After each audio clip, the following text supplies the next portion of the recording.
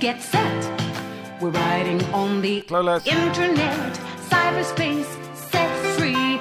Hello, virtual reality.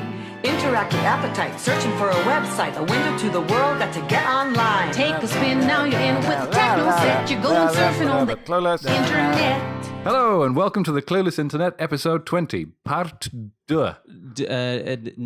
Part D. Part knee. I'm thinking of every language that I know. Part knee, part do. Toi. Not part trois. Please, not a part trois. No patois. Please, not a part trois. What's Italian? Other languages. Dry. Dry. part dry. Really dry. Really dry. Fucking hell. I am, as not always, is your host, Howard. Always Howard. That was a hard sentence. And with me, as always, is Alex. The usual host who has taken a backseat and given the reins over to not always Howard for this part dry. Hey, Mr. Wait, Katze. isn't dry German?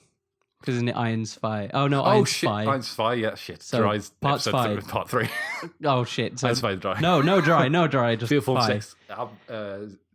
7, no. 1, 2, 3, 4, 5, 6, 7, 8, 9, 10. We're not going to part 10, don't worry.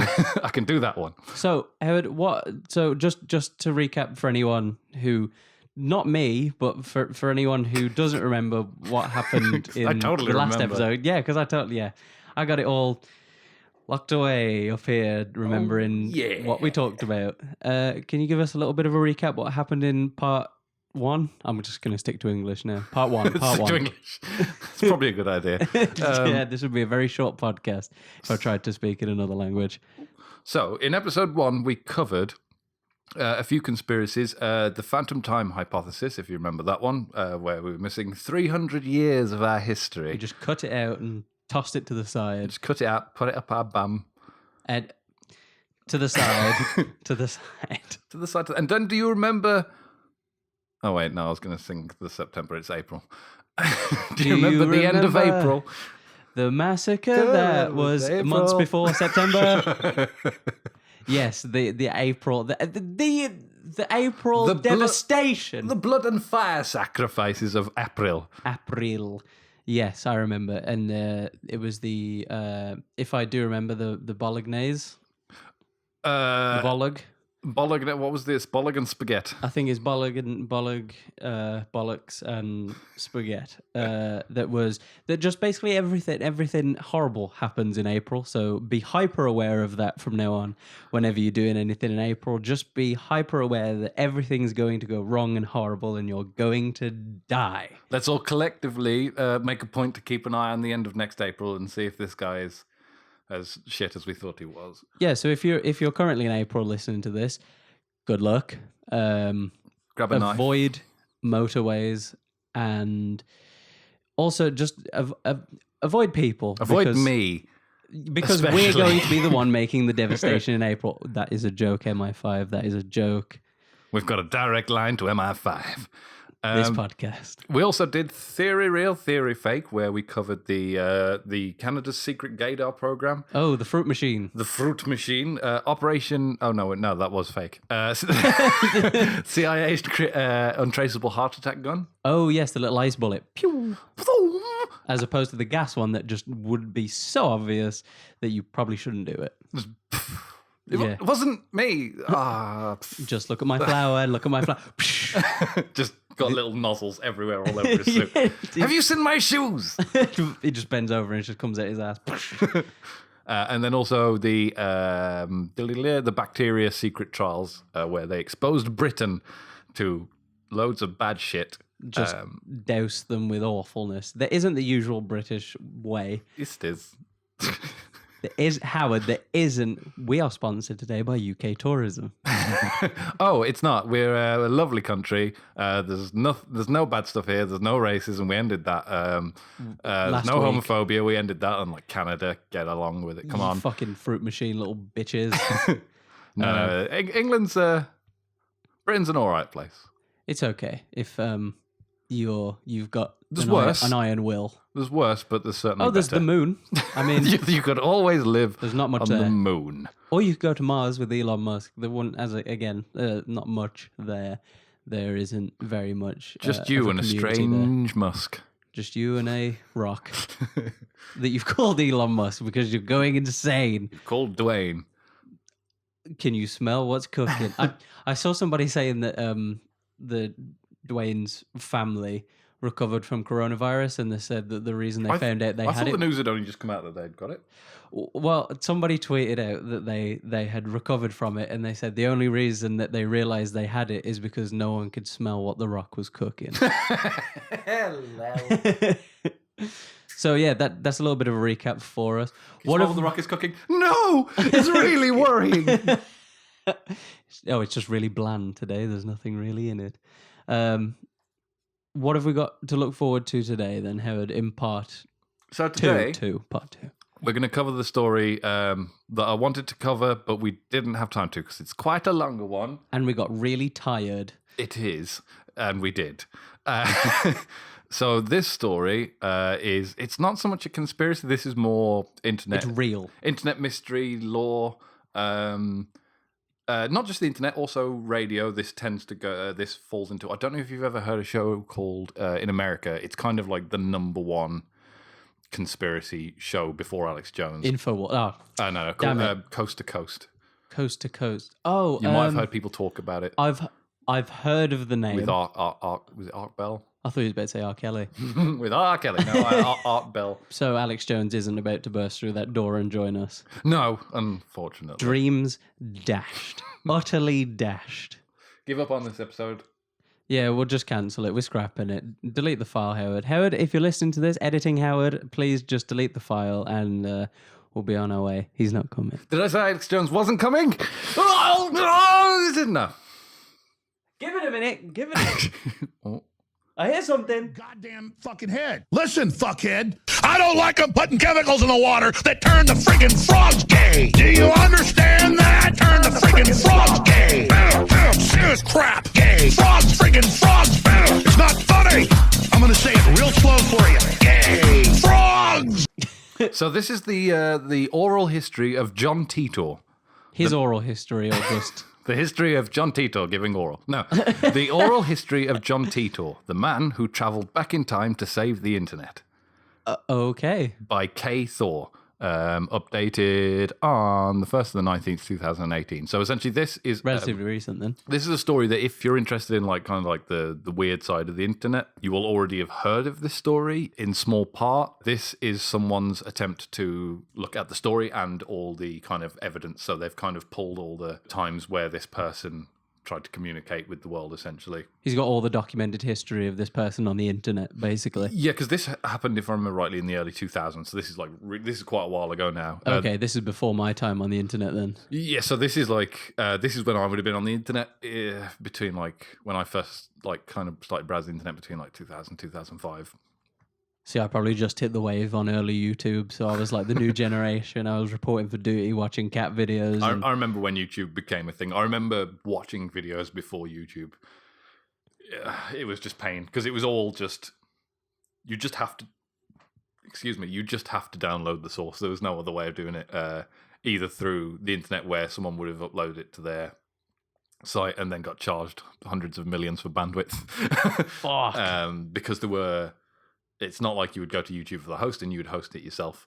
Yeah, it was a bit like the story of Tom Green, who had basically he had the Joe Rogan kind of show before it. He was the one. He was probably the first podcaster on the internet. Wasn't he in his garage? It was a video internet show that he ran from his own home. But this is before the times of YouTube and podcast servers and stuff. So he basically paid the bandwidth for every fucking kilobit downloaded by everyone who watched it. I bet that cost a pretty penny, especially back then. He ended up just having to stop the show because he would have lost all of his money eventually. Has he carried on now? Did he carry on his show now that it's more accessible? Or no, I think he's kind of left that because he was on Joe Rogan a little while ago, not long ago actually, and he was talking about it with Joe because Joe was like, "Are you going to come back to this kind of space?" And he's kind of moved on now. He's happy to let everyone else carry on. Like he's like. He wouldn't come back with a big audience now. It's been so long. Like his was like in the 2000s at some point. I can't remember when.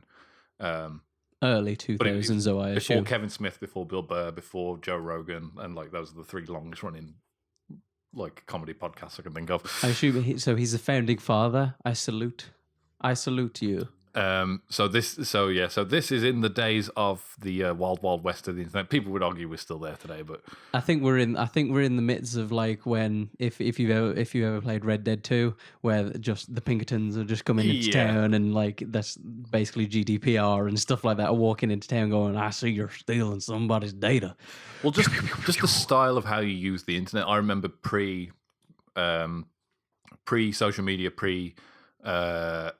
things like YouTube, the most thing you had was a search engine. So a lot of the time you would kind of go to Google as like your starting point, and then you would move out into the internet. But it was kind of like you would basically find websites, and you would spend a lot of the time browsing the internet in general. Whereas now, when I go on the internet, I go to a hub. I go to like Twitter, or I go to YouTube, or I go to Netflix, and I'll stay there for ages. Yeah. Whereas back in the day, I would have never stayed on a website for more than a few minutes. I'd be flicking all over the place, like taking in as much information as possible. It is true. You don't tend to, unless you're on a website, obviously like Twitter I don't just or peruse the Reddit internet or anymore. something.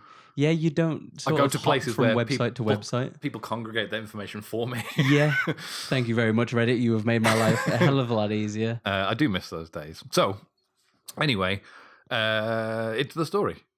Yes, we'll dive into it instead of talking about the old internet. Wah, wah, wah. Wah, wah, wah. Anybody can be anybody from the other side of a screen. A Nigerian prince pleading for money. A lonely housewife catfishing a romantic interest. The Roman Empire. From the Bonsai Kitten scandal of 2000 to the Lonely Girl 15 vlogs, I have no idea what these things are. This probably predates me. The internet has proven itself to be a fertile ground for hoax makers, scam artists, and digital charlatans. And it still is to this day. I mean, there's so many. Welcome to the podcast. Welcome to... one legendary hoax captivated fans of the supernatural and the paranormal like few others. November the 2nd, 2000, saw the first online post by the individual who would come to be known as John Titor. John Titor. All right, I need to keep that name locked in. John Titor. So it's hard to forget. Like when I wanted to look this story up, I didn't have to go. What was that time traveling? I immediately went John Titor. I just searched John Titor and found the story that I needed to find. It's ingrained in my head, and it probably after this, you'd probably be ingrained in yours too. Yeah, if he stops posting in April, I'm gonna start believing the one before. I think he's, without giving too much away, I think it's been like 12 years since his last communication or something like that. Oh right, it's been a while, but it spanned a good length of time. So he was going for a long chunk. He was holding down the fort. Well, either him or someone or a group of people pretending to be Titor. So Titor claimed to be a man from the future. Okay. Sent to the past to retrieve a portable computer. Okay. Though shrouded by forum avatars, his specific instructions on what he was here to accomplish and what society would look like in his version of the future kicked off a frenzy of investigation, speculation, and deception that has lasted for nearly 2 decades. Okay, so the story of John Titor is still going. People are still investigating it, and so he's come back for a specific laptop. Not a laptop. He's come back for a specific portable computer from, if I remember rightly, from the 70s. Oh, okay. Oh, right. So everything about this story... How is a computer portable in those days? If this story isn't real, whoever came up with it has a love for detail. Like, the reason this story is so compelling is because it's so detailed. Oh, right. So it's like the Scientology of the internet. It's very strange. Some believed John Titor completely, others became obsessed with errors and inconsistencies, digital detectives trying to uncover the truth behind the story. Before it was over, Titor would make his way to an animation studio in Japan, a wrestling ring in Pennsylvania, and a prison cell in Oregon. I mean, he's picking totally consistent places. I mean, what was it? So he physically went there? He physically went to these places, or he just went on a forum related to these... I think this institutions. I think this is the writer being cute. Right. Where it's like these are things that supposedly happened, but he's written it as if they actually happened. Okay. This is his story as told by the people who fell deep into it, all the way up to their knees. Fell in love with him. Titor. I've brought him into my animation studio. I think there is a story of someone falling in love with It him. would not surprise me. It would not surprise me in the slightest. I think he has a special connection with someone. I'm going to stop giving away the story. Is it Alex Jones? You piece of shit. In 1998, Art Bell, host of the late-night paranormal-themed radio show Coast to Coast AM, which attracts eccentrics from all over the country, pushing tales of alien abduction, freaky physics, and more. Just the shit I like. Get me in there. I would love to do like sort of an episode where we just We can do paranormal stuff if you want supernatural stuff. I would love to do one where we sit down, we have at least a crate of drinks or something, and then we just scrutinize over these paranormal videos and like alien abduction videos and stuff like that. The problem with so when I was a kid, all the way up till now, really, I was always really interested in ghosts and aliens, UFOs, all that stuff. Don't know why. It's interesting. It's out of your realm of really like it's out of the realm of the norm. So you're just like you kind of want that to be real. It is, but I also enjoy the skeptic side of it. I also enjoy debunking things. I quite like sometimes watching ghost shows and things like that, where the aim of the people is to kind of debunk the things as they go in, so that if they ever do capture evidence, they're like, we really struggle to debunk this because we've debunked everything else throughout the night, and now we're struggling with this one thing because we can't figure it out. But when it comes to footage, especially with UFOs and ghosts, I've watched a lot, and I mean a lot of footage. And a lot of the time, I can explain to you quite quickly how they did it. A lot of the time, UFO footage is quite obvious with its, like, to someone who isn't a video editor. Well, no, you're a video editor and you've started with After Effects. Like, you would understand a lot of the. I struggle sometimes explaining to people how it's done because I talk in the terms of like After Effects and 3D modeling and stuff like that. You'd probably understand it quite easily. Like when I'm like, that's clearly a composite. This is you can kind of see where they've kind of sewn something together here, and just the sky doesn't match up quite right. Yeah, the simplest way to debunk something as a video editor and someone who can do that kind of stuff is to basically just look at the shot and go, how would I make this? Yeah, that's what I always think. That the first thing that I think is when I see these UFO videos is like, could I remake this? If I could remake this easily, then I would be more inclined to not believe it. Yeah. The harder it is to recreate, the better. But a lot of the time as well, with footage and images and stuff, it helps to have a collated kind of information of what happened that night, kind of weather conditions, where they were, the state of, if they were in a building, the state of the building, the state of the electronics in the building. Multiple angles as well does help when you have ones from multiple angles and it's in the exact same place in all multiple videos. That does kind of help me believe it a bit more. Yeah, it helps to have. The thing is, video evidence is great because it's very enticing, but the thing that makes video and photographic evidence all the more better is recorded data around that as well, which is why I like it when ghost hunters don't just set up cameras, they also set up thermal imaging, they set up laser grids, things to be broken. What's it, Ghost Hunters, the American show with Zach Baggins? I'm not a massive fan, but some of the technology they employ is quite interesting. They've got a guy who develops technology for them, and the whole thing with them is to try and cover as many different kind of spectrums, essentially, with different technology. One of the ones I really liked is when they used a Kinect, essentially, to try and... So they would set it up, the Kinect up with a camera, and they would try to... the Kinect is designed to find people, things that represent people, and to build the skeleton of them. Yeah. So they would use that technology, essentially, on an empty space. And it's kind of, it's very pseudoscience, but the idea that maybe if you were to capture the image of a ghost, if you could capture its movement data as well, fantastic. That would be pretty cool if you got to see him just like walk from a chair and then go over to the window or something. How freaky would that be if it was just, it captured it completely and it captured like a whole motion of what they were doing? They would freak the fuck out because most of the ones like... like ghost hunting shows and stuff like that, they show you maybe just like a flicker of something and it's like, oh my God. But if they found something that was like completely definitive, I reckon they would probably just hightail it out of there. I know I fucking would. I think it would be a hard episode for us to do because I know a lot about like ghost hunting and stuff. Just weirdly, I know a lot about the technology and everything. I know less about like UFO hunters and stuff and Bigfoot hunters and things like that. But I've always been interested in like cryptids and aliens and stuff. So we could do an episode. Maybe once all this is over, we'll have to do like we'll go out and try and find something. Go find some ghosties. We'll try and find a Bigfoot or something. Bring him onto the podcast. I don't think there's any Bigfoots in the UK. We'll make one and then set him free. I think the idea of Bigfoot is that they tend to kind of share more of their identity with like the Yeti, so they tend to be in very northern rural areas, if not mountainous areas. So we're going to Scotland for this episode. If the UK had a Bigfoot or a Sasquatch or something like that, it would be in northern Scotland probably. Okay, episode 30 coming right up. Coming right up. We're going to Scotland. Prepare yourself. I'm gonna go find a Yeti. Just the borders closed when we get there. We've got another pair.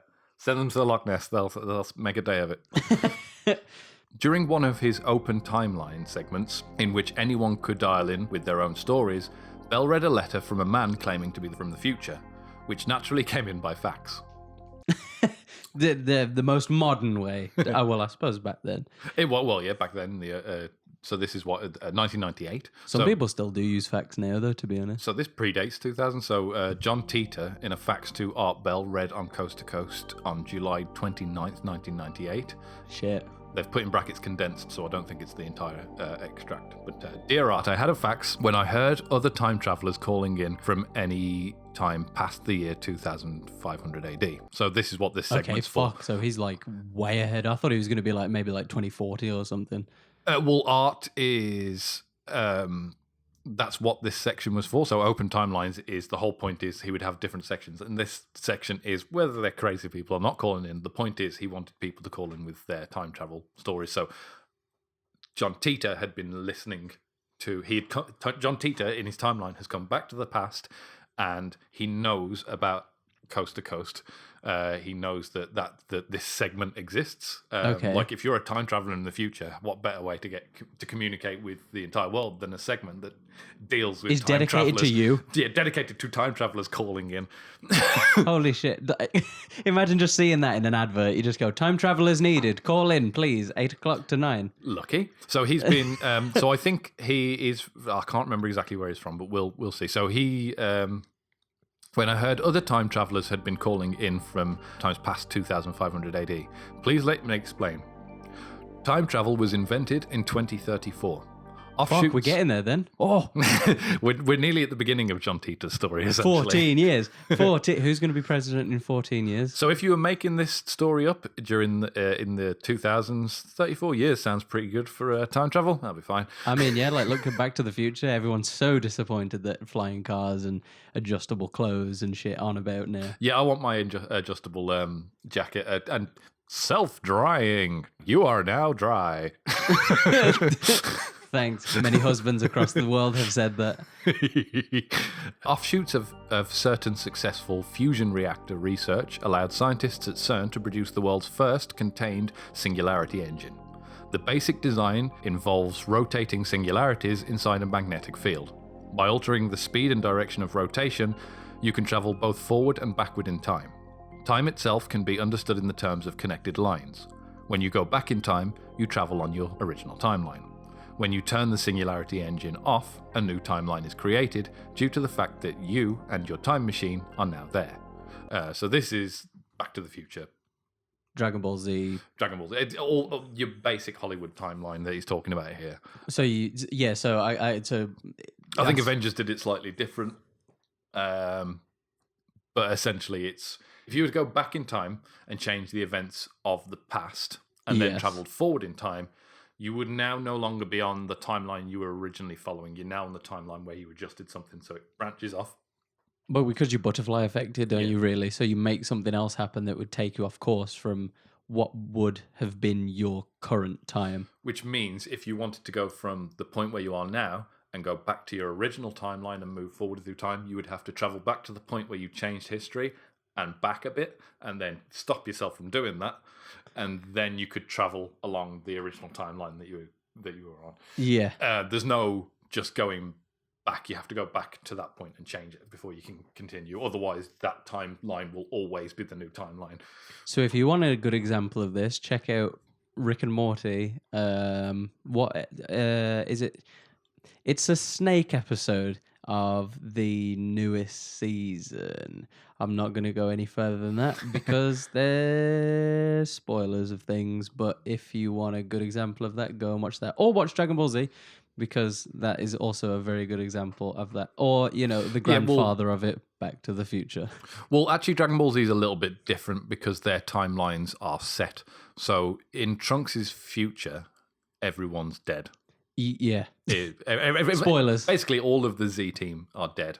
When Trunks goes back in time to save them from the androids, he's not saving his own timeline. His own timeline is set. He can't change it. He's going back to help his friends another in timeline. another timeline. Yeah. Because he feels bad for Gohan, essentially. Yeah. So he goes back, helps them, and then they never have the future where everyone dies. But whenever Trunks goes back to his future timeline, everyone's still dead. Yeah, everyone's They're not still coming gone, back. Yeah, his timeline is set. His event. So Dragon Ball Z's time travel is a bit different from the basic Back to the Future kind of thing. Okay. But that's because of the weird intonation of the rings, those time rings that the Kais have. Oh, yeah. Essentially, once a timeline is created, there's a ring created for it, so it's kind of stuck in. I bet they're so time. pissed off at Trunks for that. They're just like, God, we're having to make new fucking shelves every week for this kid. Trunks, stop it! Jeez. Some interesting outcomes of this are: 1, you meet yourself. I have done it often, even taken a younger version of myself along for a few rides before returning myself to the new timeline and going back to mine. I know it's yourself, but it still kind of counts as you're abducting a child. There's a rule in Frequently Asked Questions about time travel, which is a really good movie if you've never watched it. Chris O'Dowd from the IT. You never watched it? Irish guy or Yes. Okay, I'm on board already. Okay, it's him and who else is in it now? Chris O'Dowd's been in quite a lot of stuff actually that I've seen but haven't watched. I mean, IT Crowd isn't one of them. I have watched that. Anna Faris is in it as well. It's an independent BBC movie with some American actors. So I think it was made with an American studio in the BBC, and essentially it's probably one of the best time travel stories ever written. Very simple, not like it takes place in like a pub in a pub bathroom. British all the way. It's very British. And one of the rules, which they make a joke out of constantly, is don't touch yourself. Okay. Like they literally make a list of rules for time travel, and one of it is don't touch yourself. Stop touching yourself. Me, or that me? Just no. I mean, because I'm halfway through me, but not that one. Most of the time, the changes are subtle. Sometimes I'll notice car models that don't exist, or books that came out late. Unfortunately, it was also discovered that anyone going forward in time from my 2036 hit a brick wall in the year 2564. Please pray that we discover the reason why there is no apparent future after 2564. Oh, it wouldn't go that far? Yeah. Oh, shit. Maybe you need a newer model. Still no one knows why, but obviously they were able to report, because otherwise you just wouldn't know why. Maybe they went into the future and it was so fucking amazing that why would anyone want to come back kind of thing. Yeah. Whereas this is like, no, people know you can't go there because we just couldn't get there. Yeah, like, because, I suppose when you think about it, if you did travel to that far in the future, you couldn't just ring them. It's not like somebody going home and then you just go, how was it? You've lost them forever. As far as I'm aware, other than even going back in time and leaving like notes in rocks and stuff, like other than that, there is no way of communicating. So these time travelers don't have a way of communicating once they've left or come back or whatever. So there's as far as we're aware, they've created time travel, but no way to communicate across time. Yeah. Fuck. Without circles. Yeah. Without the basic obvious Hollywood movie thing of, I'll just like subscribe this into the sand and they'll see it in 1,000 years, which will be 5 minutes for me. Oh, the waves have come in. That was meant to last 300 years. Fuck me. Damn it, me shovel. The unknown time traveler described a Y2K disaster that would leave people frozen to death. A government instituting martial law a power facility in Denver being destroyed by a mob, and a communal government system sprouting out of the chaos. Naturally, he sent an immediate follow-up fax, which Bell read on the air. Dear Mr. Bell, I'm glad you're back. I faxed this information to you the day before you left the air. I wanted to make sure it wasn't lost in the shuffle, so I'm sending it as a gift. As I said then, I am a time traveller. I have been on this world line since April of this year, and plan to leave soon. Typically, time travellers do not purposely affect the world lines they visit. However, this mission is unusually long, and I've grown attached to some of the people I've met here. I'm glad you're back. Oh! I'm glad you're back. I faxed this information to you the day before you left the air. He went on holiday. My brain just farted. I'm glad you're back. Off holiday. I'm glad you're back. I thought, oh, Jesus. I thought you meant like... It's because we haven't got the full context of the fax. Oh, okay. And the fact that we weren't listening to those episodes. If I'd listened to those episodes of Coast to Coast, I would know that he'd gone away and come back. I had to figure that out for myself. Oh, right. Okay. So he's only gone on holiday. He hasn't died, so or his show hasn't been cancelled. He hasn't gone to the end of Art, because Art Bell, Coast to Coast went into the 2000s, like late 2000s. Okay. John... And did he keep this segment going throughout? I don't know. I think because it seems like it would be an awesome fucking segment to listen to. I think Coast to Coast actually still goes under a new host. I think it still exists as a property, but it's a different person. I think anyone... Well, it would have to be. I think anyone who listened to the original Coast to Coast wouldn't count the new Coast to Coast as Coast to Coast. It's like, no, Coast to Coast was Art Bell. Yeah. He was the person. I mean... Because this show, anyone... It was a bit like Joe Rogan, because anyone could call in and he would take you seriously. Yeah. He would listen to you as if everything you were telling him is true. He wouldn't necessarily believe it. Like, anyone who opens themselves up to that much like belief is just gonna believe anything and be Here I am. Complete fucking loon. But on the air, much like Joe Rogan, he would let people air things whatever they wanted, and he would take it just... Well, you might as well. It's like the yes and sort of thing. You want to get as much out of someone as you can, and by just saying like, no, that's wrong. This story is proof of that. This story is like Art Bell, whether it was John Titor or Art Bell, one of them had them on a fucking fishhook, and I think it was Art Bell had Titor on a fishhook because Art Bell fucking milked this for as much as it was worth. I mean, I would as well if somebody was going to keep writing in with this. Like, if it's fake, it's a good story. Like, there's diagrams and stuff of the time, like the singularities and stuff. Like, he's put diagrams of his time machine online. Like, there's a lot of information, which is why a lot of people obviously then went and tried to debunk everything that he'd put up. Yeah. John Razimus, researcher and hoax hunter. I like that title. I'm a hoax hunter. He says, I was a huge Art Bell fan in the 90s. He would have the Time Traveller open lines night where anyone could phone in with stories. And I actually heard the very first incarnation of John Titor. Now, he says incarnation because he believes it's different people. Yeah, so it's like some people think that William Shakespeare was multiple people instead of just one person. So. And to be fair, a lot of people believe that John Titor is a collective of people who just really good at writing. Just at the end of all of this stuff, it just goes, check out our movie coming out next week. It's about time travel. That would be a really good PR stunt, to be honest. Are you about to tell me that this is a movie PR stunt?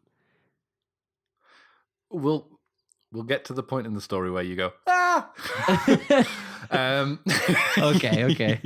I actually heard the first incarnation of John Titor live when Art read the faxes in 1998. I didn't have internet access for a few years, so I missed the rest of it. So obviously it moved to the internet, into forums and stuff later on. God. Yeah, to be fair, like... I think once it got to the internet is where it really opens up, where there was because obviously he was like sharing pictures and information, whereas with Art Bell he was just doing the communication. I think he might have phoned in as well at some point.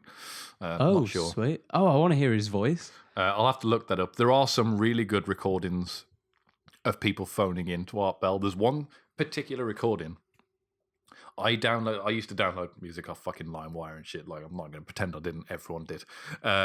You better lock that door. The police are going to come through in a minute. But sometimes you would get things, people would just name a file, anything. And you'd download a song and it wasn't what it was. Well, that's how Soulja Boy got famous. That's exactly how Soulja Boy got famous. Yeah. He would just name his song, really famous songs. People would download it and then go, Beyonce's actually. Mariah Carey. And then it's just Soulja Boy. And one time I downloaded a song and it was an extract from Coast to Coast, and it was a guy phoning in. You can find this. I'll find the clip at some point on YouTube. I won't be able to find it tonight. I can't remember. I would have to specifically look for it, but I do want to listen to some of these Coast to Coast ones if they are on YouTube, to be honest. the guy who phones in is either the best actor in the world, or his voice is just, he sounds like he's panic stricken, and he's literally calling into our bell like, basically he worked for Area 51, he's on the run, basically he said there's people coming for him, and he basically, like, it's so, like, when he's like, I can't explain it, but if it's a performance, it's a performance. Worthy of an Oscar. Worthy of an Oscar. He literally, like, breaks down, he can barely get his words out, he's, like, crying as he's, like, talking, and he's literally just, like, basically saying, the world isn't what you believe it is, what we believe about dimensions is entirely wrong. They're not coming from here, they're coming from another dimension. There are not people, but there are entities essentially coming. And then essentially, like, he just, like, gets more and more panicked until eventually he disappears or whatever. Fuck. But like, even if it's a performance piece, it's like, that was one of the first pieces of Coast to Coast I ever heard, and immediately I was intrigued. I was like, I need. Well, that would hook me fucking in if somebody had a good enough performance or a real actual thing. I mean, it could have just been an actor, just like, I'm going to call up Coast to Coast and, like, I'm really do bored the performance between that sets. everyone always wants to do. Imagine it's just somebody in between sets going, I just need a bit of a practice, might as well phone it. Line, you're on the air. Hello. Hello, Art. Yes. Hi.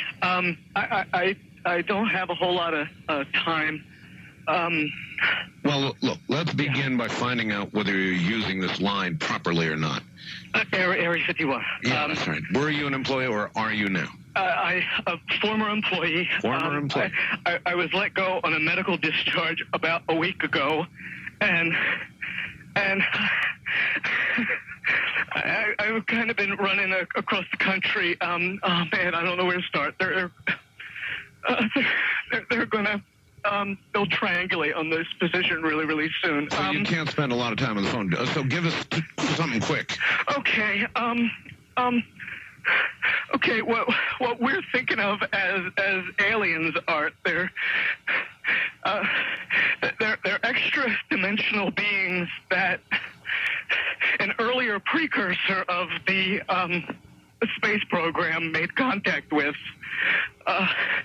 They are not what they claim to be. They have infiltrated a lot of aspects of the military establishment, particularly the Area 51. The disasters that are coming, the military. I'm sorry, the government knows about them, and there's a lot of safe areas in this world that they could begin moving the population to now, Art.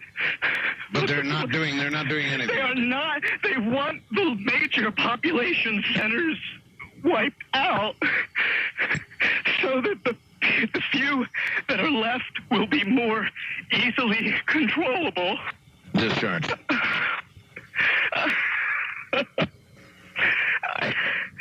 I started getting...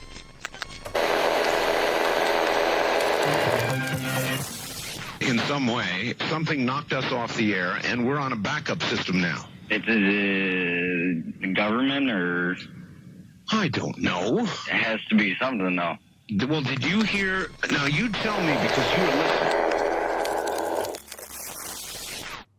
So we're still with John Rasmus. Okay. 2 years later, a user dubbed Time Traveler _0 left a message similar to the Coast to Coast faxes in the Time Travel Institute forums. Oh, I like that. I like the Time Travel Institute. We are the Time Travel Institute. Where are you based? We're a forum. Space and time. Specifically, all of it. All of time. We've been around since the dinosaurs were around. We are the dinosaurs. Then known as a safe space for people interested in chronal navigation and logical destination for an actual time traveler to make contact. So the whole point is, like, the whole point of this institution is we want to meet a time traveler, we'll create something so attractive to a time traveler they'll come For to them us. to communicate with us. Yeah.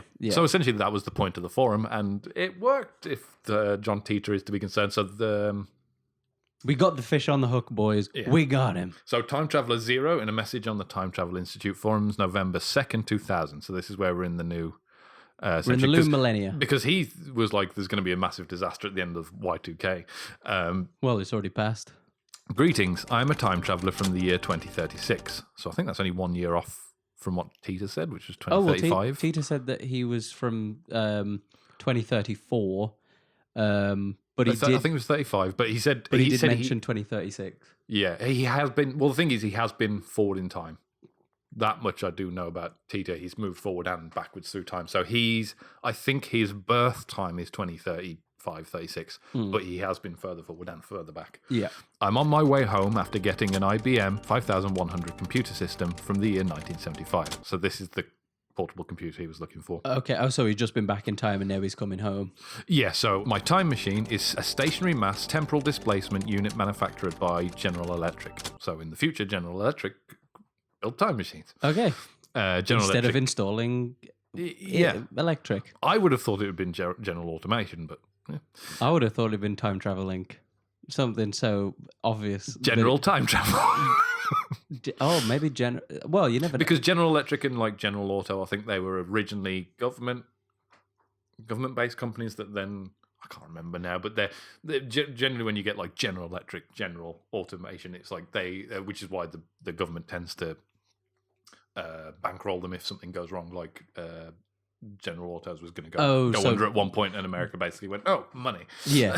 So it's like how they did with the stock market, just pump $1 trillion into it. Yeah, and it's got this like weird national like heritage thing to it. It's like pride. It's like if I don't know. It's like if Cadbury were about to go under. Yeah, the government would probably step in. No, We need you. we need that cream eggs. My cavities. But like just to throw a wrench in your thing. What's to say that his timeline electric is actually the word for time? Because of something that crossed over. I think his timeline is very similar to ours. Like he hasn't like diverged very far. I mean, just in the realm of possibility where time, the first time somebody said, oh, what time is it? They just went, what electric is it? And then the word for time is just electric in his you've got to imagine effect. if time works through branches and these branches are based on probability and potential. Yes. That the amount of branches are infinitum. So our branch, like it basically, you could branch off so many timelines that you get to a point where humans look entirely different. Yeah. But John Titor's timeline is branched in with our, like if you've got to imagine the branches are infinite, the branches that John Titor would be on would be like, they're all very close together. Close. It's very slightly off. Like the fact that they've just created time travel in 2035, there may be instances if you were a time traveler, so like thinking of yourself as like the Doctor, a Time Lord. Okay, easily. I'm doing it now. You start off your time travel journey and all your branches are quite small. It's like, oh, this is very normal. But then you've got to remember the idea of parallel universes, so potential and probability. So there is a potential that a very small branch that a Time Lord would create could branch off through parallel universe, essentially like through parallel causalities, essentially to the point where they become the universe, like the smallest amount of potential, which is like the idea of the Big Bang. The smallest amount of nothing became the biggest amount of everything. Yeah, and everything that the singularity of the universe, everything that is and ever was, including all of time, and me, and your entire timeline, the entire timeline of the universe was inside something smaller than an atom. And there was no outside, unless you then believe in parallel universes and bubble universes and stuff there, where actually then the outside of that was just a big mass of much more potential, essentially. So our universe is basically as unimportant as we are to the universe. Oh, well, thanks. Well, thanks for giving me the confidence. There could be Howard. the fact that John Titor, he's not long been time traveling. He's talking to Art Beller's like, It's nothing's much different. Obviously, everything's slight changes. Book dates change, little things. But as a time traveler, once you become a time traveler, you open your timeline to the potential of everything. So there is a point where John Titor could become the universe itself, or a universe himself, because you've now opened when you've got a being on a very singular timeline, very basic thing. You live for 70 years or whatever. With time travel, the amount of stuff you can accomplish in a very short amount of time, the amount of things you can do, you could spiral off through like a fucking potential cascade and just like end the universe. You could be the end of the universe, but you wouldn't know that in John's position. You're just a new time traveler. Yeah. But like you're a recruit. Yeah. So like when in the realm of Doctor Who, when the Doctor leaves Gallifrey, he just steals a TARDIS. He's like, fuck this, I don't want to be a Time Lord. He steals a TARDIS and leaves. Yeah. When he does that, he has no idea that he will potentially be the most important Time Lord in history. He had no idea. He just thinks he's a Time Lord escaping from the Academy. So he does that and he flees. Eventually, in like season... Spoilers. In Matt Smith's season, so like season 10 or whatever, he finds his timeline. He goes to his grave, essentially. And Time Lords, because of their importance to the universe, because they've been all around it and everything like that, their graves aren't just a grave. Their grave is their timeline kind of condensed and held in place inside their TARDIS, which expands into a giant like mausoleum, essentially. Jeez. And the reason why that happens is like the universe can't allow the Doctor's timeline to still potentially exist all over the place. It has to kind of compress it down into this little space where it can't make any trouble for the universe. It has to sort of pluck it out and go, yeah, we'll keep that there. Yeah, essentially, if you become a time traveler, you become a problem that the universe probably wants to eradicate. Oh, right, okay. So when you become a time traveler, you're constantly running from paradoxes, things that the universe doesn't like paradoxes. If you create a paradox, there's every chance the universe will remove you.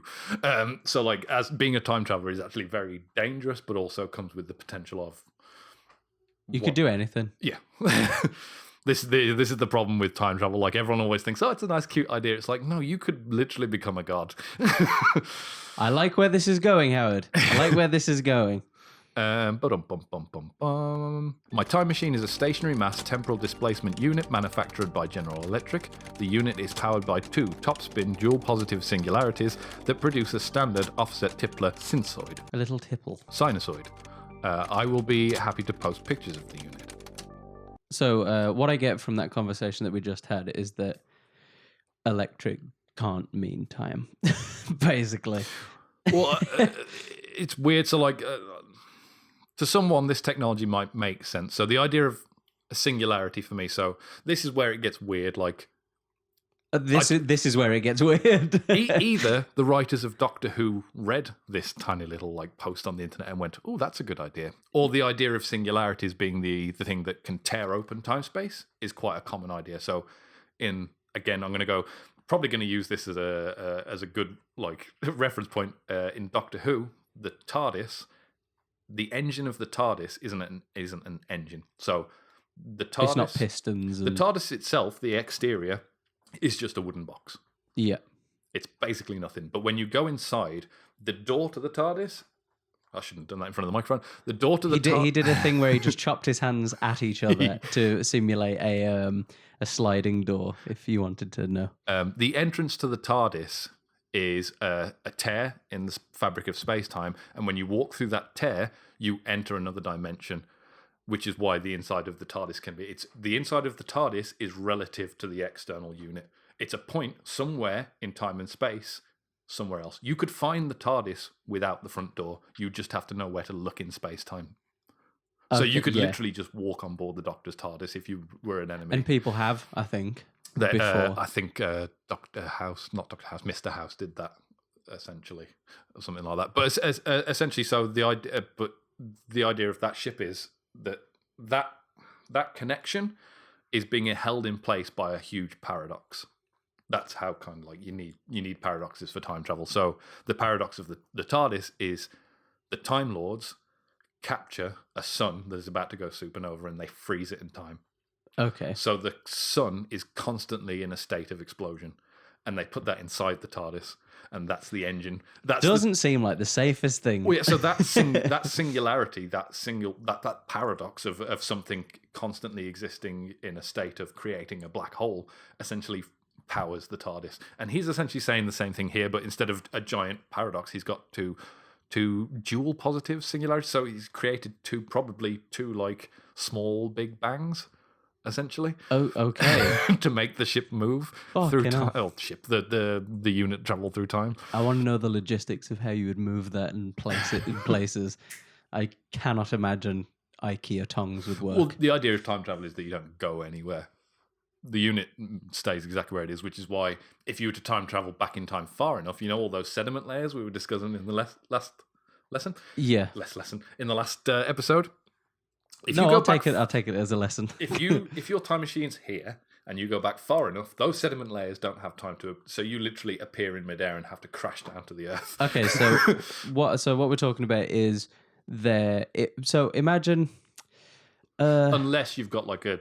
Because we need to explain this unless as well. You've got a temporal who... displacement unit, which is where so the TARDIS can detect where it is based in time and space. So it will kind of scan the planet's timeline and it will land where the ground is. Other time machines wouldn't be so intelligent because the TARDIS isn't a machine, it's an entity. It has a consciousness and everything. The TARDIS is a companion to the Doctor, not just a time machine. So essentially so we need to explain that as well, because we've spoken about it off the podcast, but for people who don't know, just to give an example, like there's the theory of civilizations below our current civilization. So you would have a house below your house that when the dirt. Well, you can just think about it in the sense of archaeological digs. When they dig up a building, the walls are all still there, but it's in the ground. They're just underground. They have to dig the empty space out that was once empty. So imagine you're going forward in time in a place like that. If you go forward far enough where that building is buried, you will just come like into that time period underneath the earth. This is actually a massive problem with time travel. The fact that technically, in real world physics, if you were to time travel from a point in Earth, basically the sun is rotating around the galaxy. Yeah. And the galaxy is rotating around other galaxies. The Earth is rotating around that sun. The Earth is never in the same place. Ever. You would have to get the exact coordinates. You would need to know where that planet is going to be in space-time. Yeah. You need space-time coordinates. So the idea of traveling forward in time is you would need the coordinates sent back from someone in the future. They would need to get back to you. Then they could give you the proper space-time coordinates, and you could then move through time. Basically, if you created a time machine and tried to travel backwards or forwards, 10 seconds, you would be in space. Oh, yeah, because the Earth moves at a ridiculous exactly. speed. Time travel is basically impossible when it comes to without space-time coordinates, essentially. Yeah. You need to know when and where, which is essentially, people don't realize it, but we talk in space-time coordinates all the time. If I say, Alex, I'll meet you next Friday. Great, where? Alex, I'll meet you at work. When? You never say, you always specify a time and a place. You give space-time coordinates. Without even thinking about it, you give space-time coordinates. Now, ours are relative to our planet, but if you were in space, once you're thinking on a cosmic scale, everything immediately. You would have to say the XYZ axis you need this point. Yes, so you need the axis in space. You need the coordinates in space of the planet, then the coordinates on the planet. And to find that planet, you'd probably need the coordinates of where the galaxy is at that point. Because without knowing where the galaxy is, it's kind of pointless. The galaxy is the main. If you're trying to travel to a planet that is in a galaxy, that's the main integer you want. You want to know where the galaxy is going to be and when. Yeah. So you need a lot of data. Then you want more detailed coordinates. You need a lot of fucking data if you want to do this, basically. Yeah. But anyway, back to our time traveler. We'll let him figure out the mathematics of it all. In January 2001, Time Traveller Zero, now going by the name John Titor, made his first post on the Art Bell forums, the online counterpart to Coast to Coast. It was an exact duplicate of the November 2nd post from the Time Travel Institute forums. He eventually migrated permanently to the Art Bell forums, where he would post regularly until March of 2001. John Titor in an Art Bell forum post from January 28th, 2001. My initial flight was from 2036 to 1975. I like how they call it a flight. Yeah, it's weird. It's kind of cute. But then if you're thinking about like the way we're thinking about it, like I was just saying. Oh, technically when we fly, we do traverse time and space. Well, technically if you want to time travel and you want to time travel successfully to a point you have to move your time machine through space as well as time, which is why the Tardis is so good. The Tardis, when it goes into the time vortex isn't just a space vortex, it's a space-time vortex. So once you're in the vortex, if you need that data, because the space-time vortex contains, it's a bit like the Speed Force in DC Universe, the space-time, that vortex contains all of the information you would need for anything. So the TARDIS can actually read that data and pull it back, so when the TARDIS needs to land on a specific planet at a specific time, it pulls that information directly from the source of time-space, essentially. Okay. Fuck. But obviously with a layman time machine like this, you'd need to know. So technically it's a flight, yeah. Because you'd have to move through space-time. I think it's kind of cute that he calls it a flight. I then went from 1975 to 2000. So 61 years back, 25 years forward. Okay. Later this year, one of two favourable windows will open and I will return to my 2036, 35 years in the future. Yes. I'm here now for personal reasons. Oh, I wonder. A lucky lady, maybe, perhaps. The time traveler. Or unlucky, might be an assassin. Who knows? Oh. I don't know if anyone has actually made like a Hollywood movie of John Titor, but it's a cool story. The time traveler became... With him as the actor, that would be pretty dope. The actual John Titor. Yeah. He's a shit actor. It's a terrible movie. Oh, this is real. He just starts time traveling across the set. That would be pretty dope. The time traveler became a permanent fixture of the radio show, though while multiple defenders and associated figures would call in to chat with Bell, Titor himself would never appear. There was a reason for that, so he never actually called in. So okay, there's no voice of him apparently. Damn it. Joseph Matheny, multimedia artist.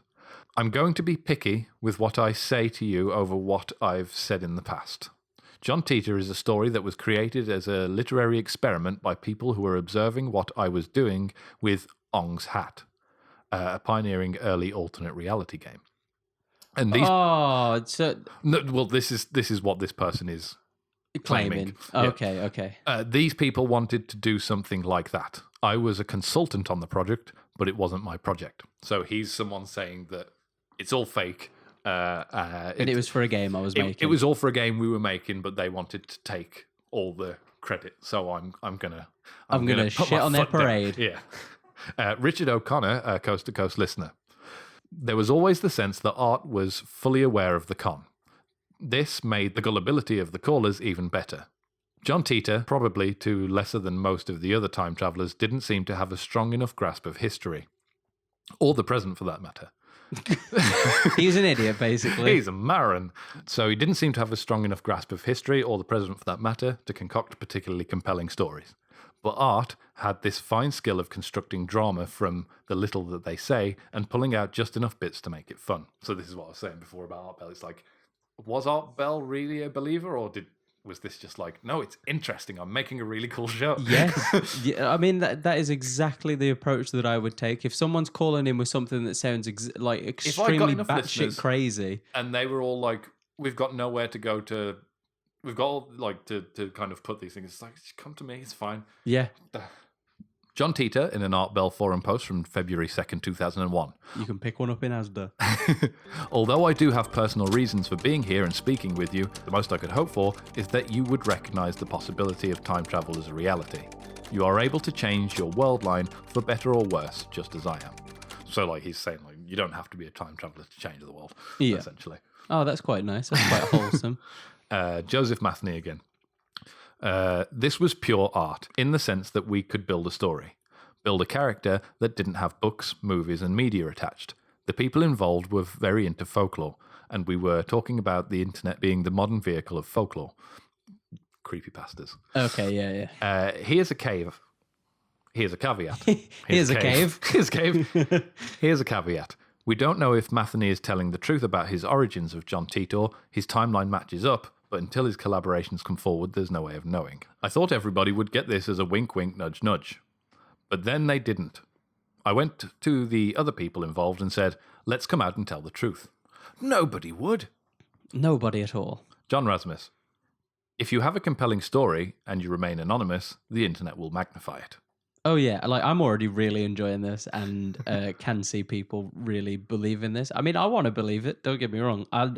I love the idea of time travel and anything sort of supernatural. Apart from ghosts. Ghosts are real scary. Well, you don't even have to have a compelling full story. You can just be a compelling personality. The reason why YouTube works is because I watch YouTube for the YouTubers. I don't watch it for the content per se. Sometimes I do. Sometimes there'll be like Warner Brothers recently during the lockdown put up a bunch of Batman documentaries like Batman the Animated Series, the Batmobile documentary, like just some really cool Batman documentaries where it's like, no, I'm going to YouTube for content at that point. That's nothing about it is about the creators. I've always loved creators of the content. Yeah, but it's not. I'm not going there for a specific personality. Maybe Kevin Conroy because he was on some of the episodes, so I get to listen to his voice.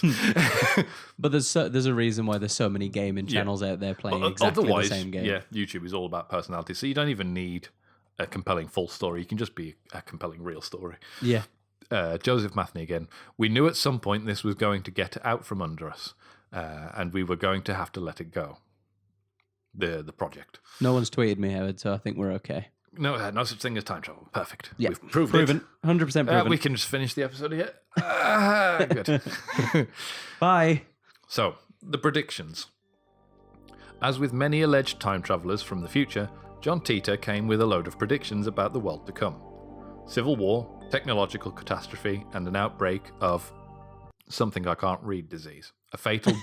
I like that one. Creutzfeldt-Jakob disease, a fatal degenerative brain disorder similar to mad cow, were all prophesized in his posts.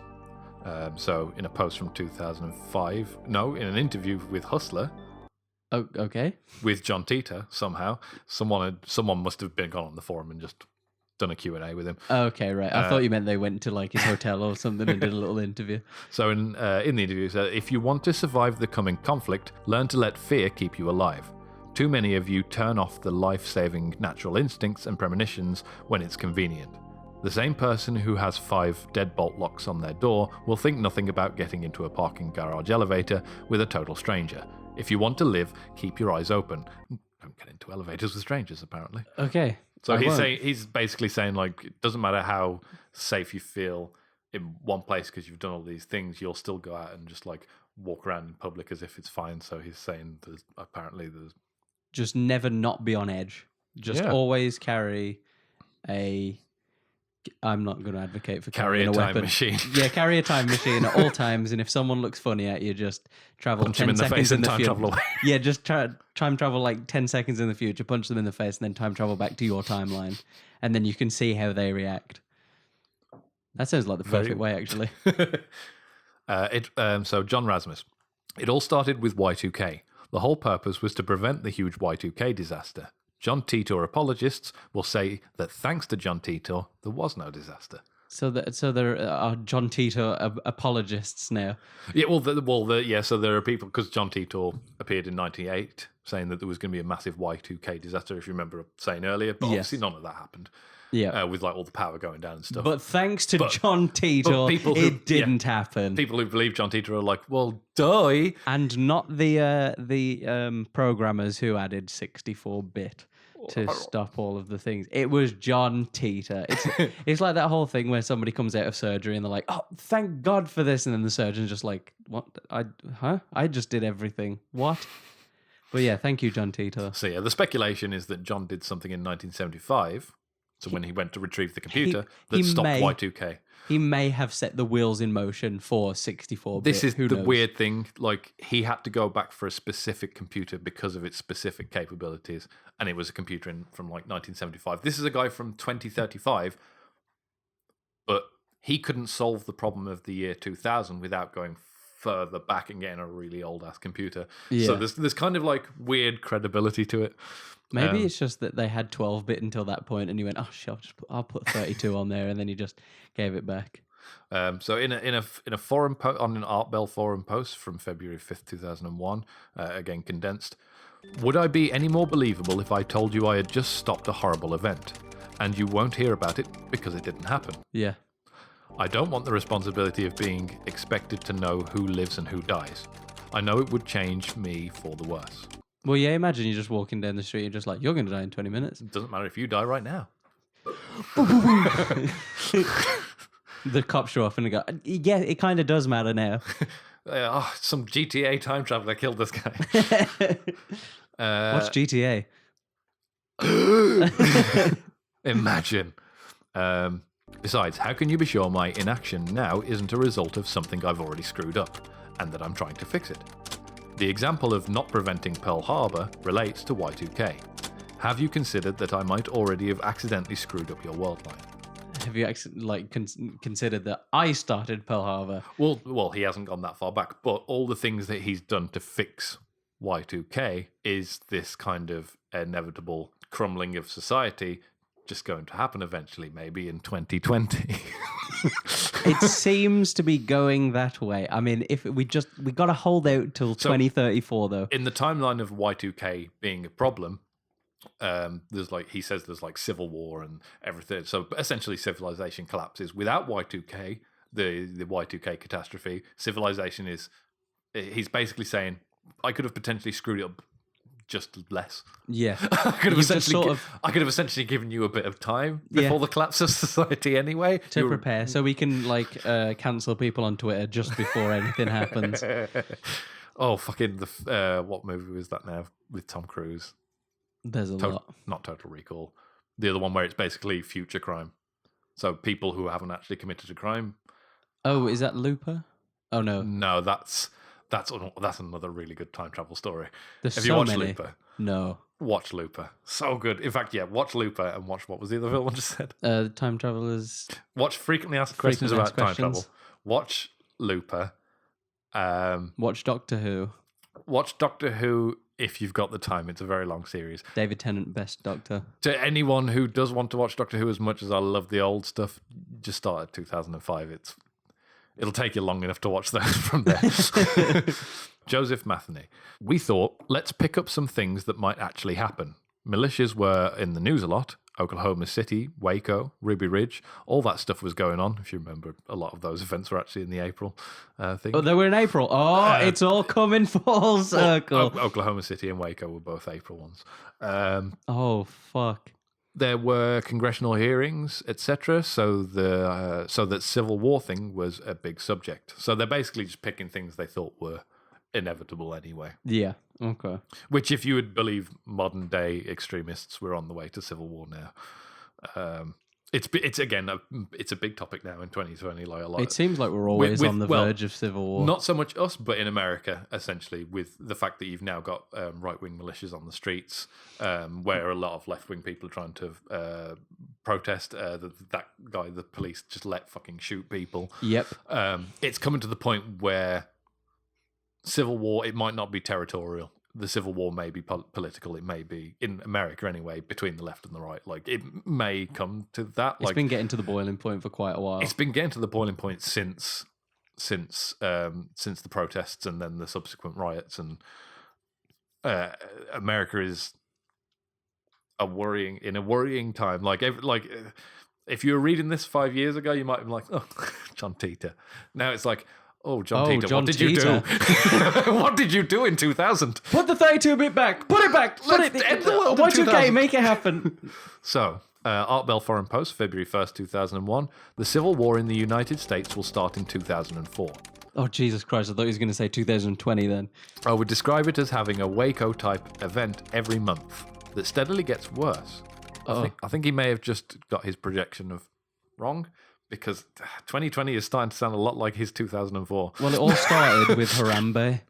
As soon as Harambe got killed, everything just sort of started to spiral downhill, and I understand why.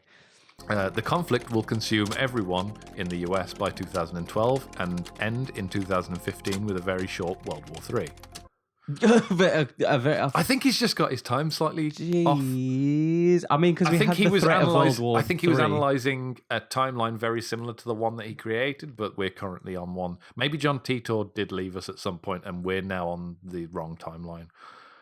And John Titor stayed in the timeline where things start to, where 2004 happens, and maybe he fixes things, but he's left us to deal with this all alone. So we're on Dave Titor's timeline at this point. John's fucked up. John's fucked up. We've got his brother Dave. His brother's coming.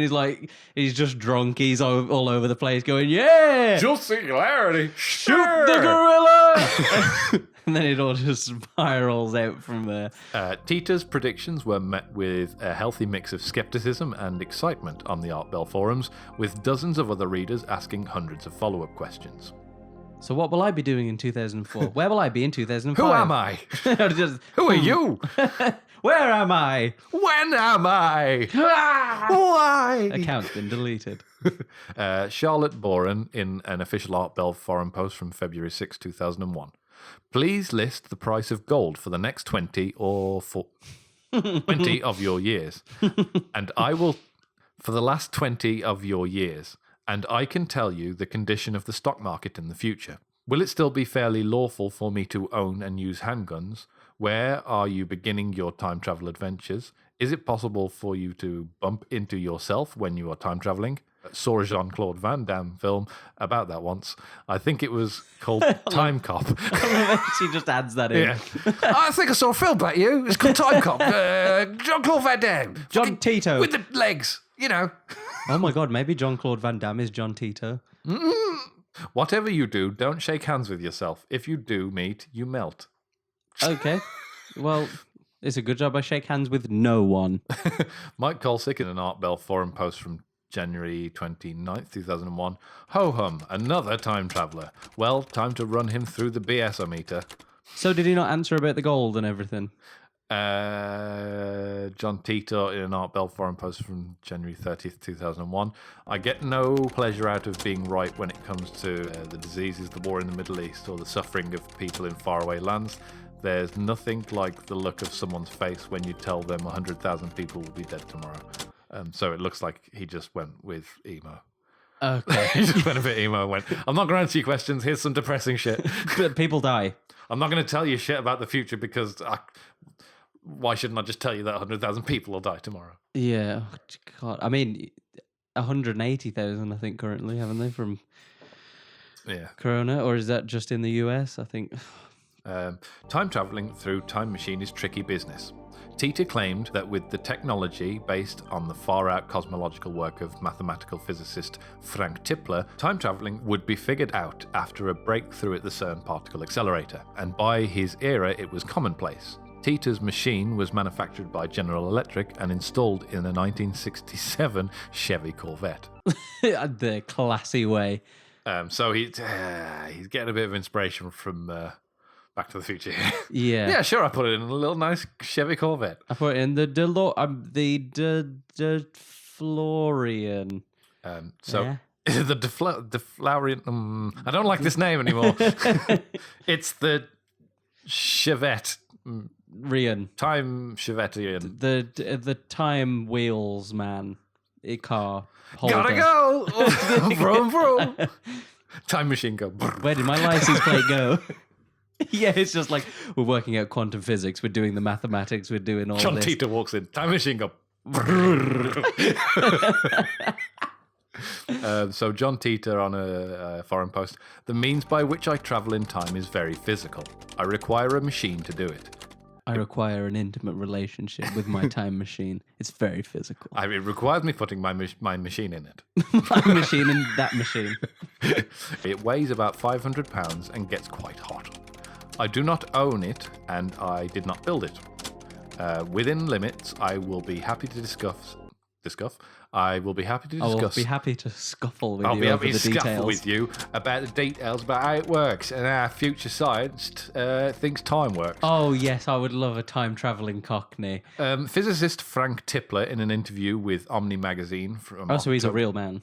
Oh, yeah. So John Titor's explanation of the time machine is based on someone's theories of how you would time travel, essentially. Okay, now if he would have said if he would have said so and so created it, and they were just a child at the time of him saying it, then I would be really freaked out. But this is an interesting extract because you got to remember this is from Omni magazine in October 1994. So So John Titor started faxing Art Bell in 1998. So a few years before, in a prominent magazine, this physicist has an interview where he talks about this stuff anyway. So it's like, was it just something that was in the zeitgeist? Was it just kind of...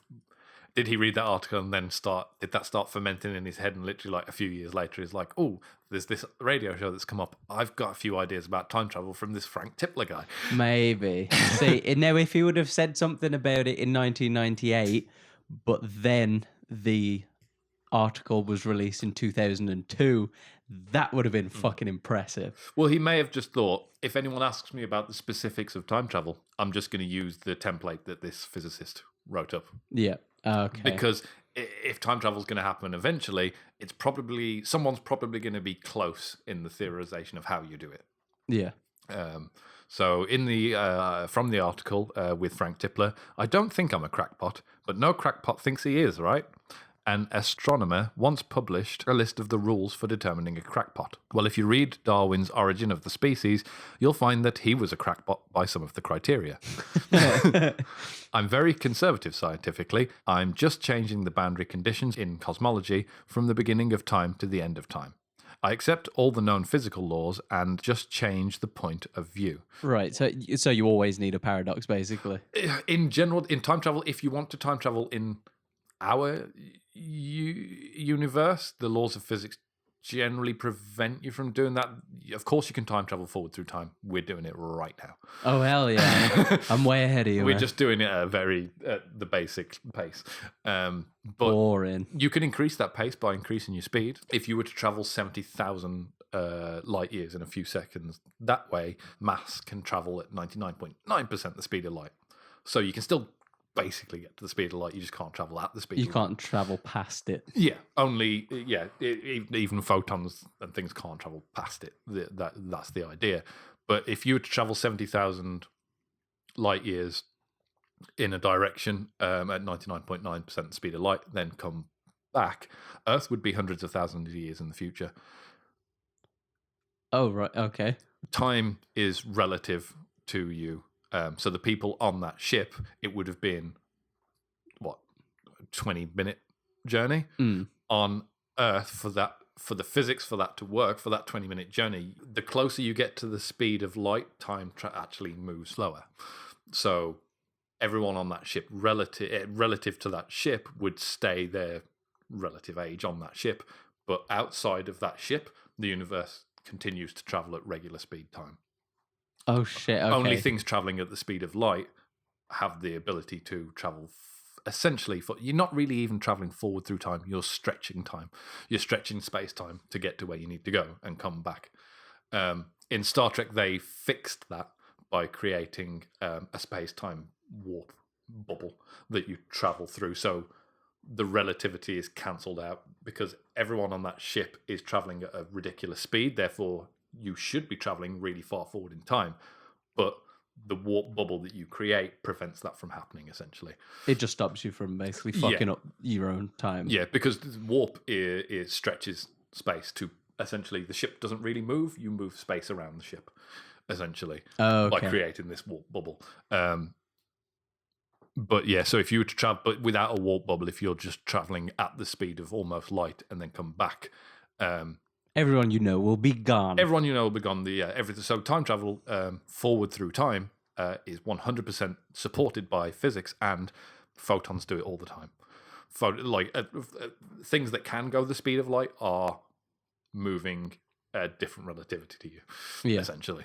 Well, it's like the whole thing of when you we shall move on very shortly because I can feel us going down a bit of a rabbit hole, but we can. People have been observing stars from crazy distances away, light years away, and we're seeing it as a star now. Yeah.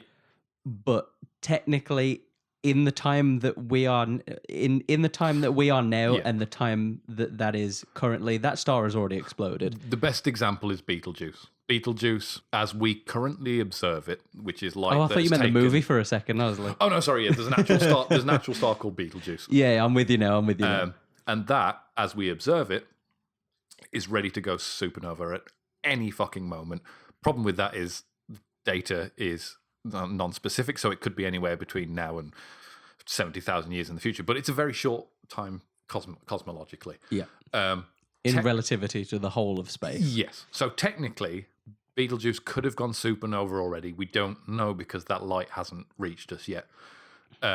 Because it takes I can't remember how far away Betelgeuse is. I think it's 70,000 light years to Alpha Centauri. So Betelgeuse is further than that. So it's probably a couple 100,000 years. Hello, Editing Howard here. Turns out Alpha Centauri is not that far away. It really is our closest neighbour at 4.367 light years away. But Betelgeuse is a little further at 700 light years. So that's 700 years for light to travel from there to here.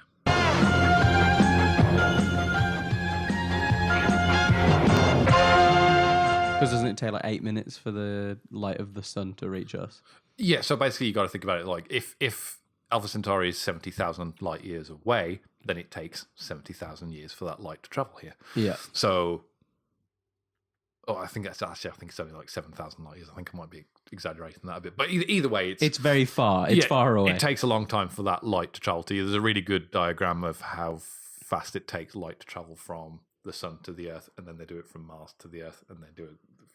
From the sun to Mars, and it's at first it's and then it's between Mars, and then basically they just zoom it out, and you can see light just going. Just gets longer and longer and longer. Just go along nice and slowly. Yeah. So relativity is a bitch. Relativity is the main thing that stops you being able to go backwards through time, I think. Yeah. Yeah. It's very confusing. So this when is you a get physicist. to a certain point. This is a physicist, a bit like Michio Kaku, who is a futurist. He's one of my favorite scientists because he's very open to the idea of changing science. He's a futurist. He likes to think about how science is going to be, not how science is right now. Yeah, he's not sort of like the people that we spoke about earlier with the medieval. Yeah, and I tend to prefer futurists when it comes to scientists because they're much more open to changing. Because anything can change at the drop of a hat. Anything can change. Michio Kaku takes the data that comes. He doesn't care about how long he's worked on a project. He's one of the original incubators of string theory. And he's a fantastic scientist, and he understands that though we've kind of moved with a lot of string theory has had to be thrown out because it doesn't really mesh with general relativity. But at the same time, he's gone, yeah, fine, no, we just keep moving. String theory was a theory we tried to posit this thing, the idea that gravity falls through dimensions and stuff, and that it's actually a much stronger force elsewhere than it's a weak force here. It was kind of I think it was a kind of idea that battled against the Higgs boson, which obviously we've come to understand the Higgs boson is a real thing that gives mass. Okay. So Michio Kaku was like, "Yep, no, moving on." he's not. Yeah, I like scientists. He takes the data that's coming in and says, "Okay, this is relevant now." Yeah, and that's why I quite like this Frank Tipler. He's like, he even admits he's like, I'm very conservative scientifically, so he's very reserved when it comes to. If you're more liberal with science, then you're going to be like Michio Kaku, more open to these sort of things. But he's like, but even though I'm quite conservative, I'm still willing to. I'm open to the idea of me being wrong, basically. Immanuel Kant claimed that 3 fundamental problems of metaphysics are: does God exist? Do we have free will? And is there life after death? I turn those questions of metaphysics into problems of physics. I solve them, answering yes, yes, and yes. The history of science is typically about turning insoluble problems of metaphysics into problems of physics and then solving them. So this metaphysics, so like theoretical physics, like taking like the theoretical idea of does God exist? Do we have free will? Is the life? And then he goes and he tries to take the physics and go, well, we could make it work this way, trying to understand how it would work actually rather than in a theoretically. physical sense. Yeah. Like one of Kant's problems, has the universe existed forever or only a finite time? Kant thought that this was fundamentally insoluble too, and had a purported proof of this. But in this century, we've turned this supposedly insoluble metaphysical problem into one of physics and solved it. To find the universe is 10 to 20 billion years old, I'm just taking the next step. My reductionist belief is that a problem that can be solved by physics, and only by physics.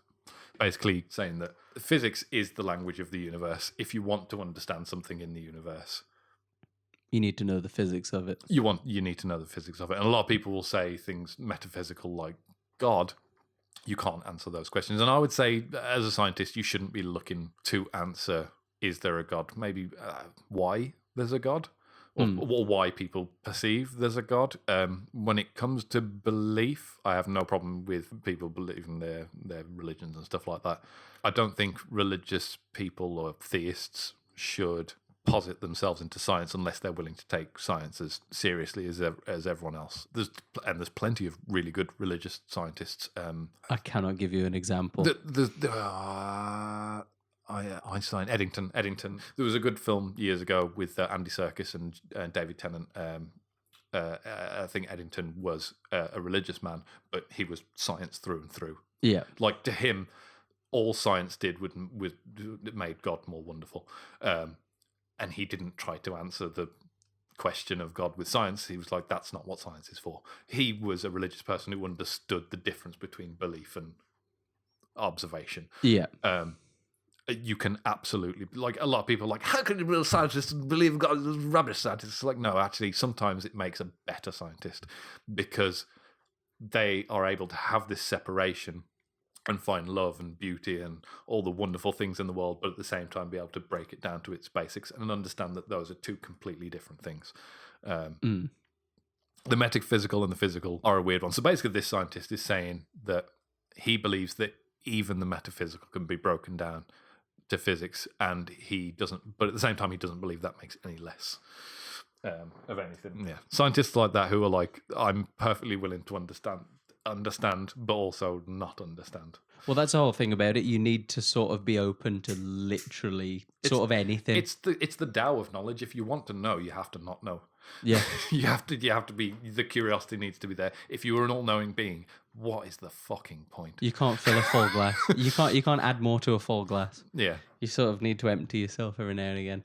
It's one of my favorite moments in Dragon Ball Z was when, like, someone asked Frieza if he was going to wish to be immortal, and he's like, no, it takes all the fun out of it. I want to be 5 inches taller. It's like, it's the best character growth I've ever seen in the show, from the guy who all he ever wanted was immortality, eventually just goes, why the fuck would I want immortality? What's all this effort to get immortality has been incredibly fun.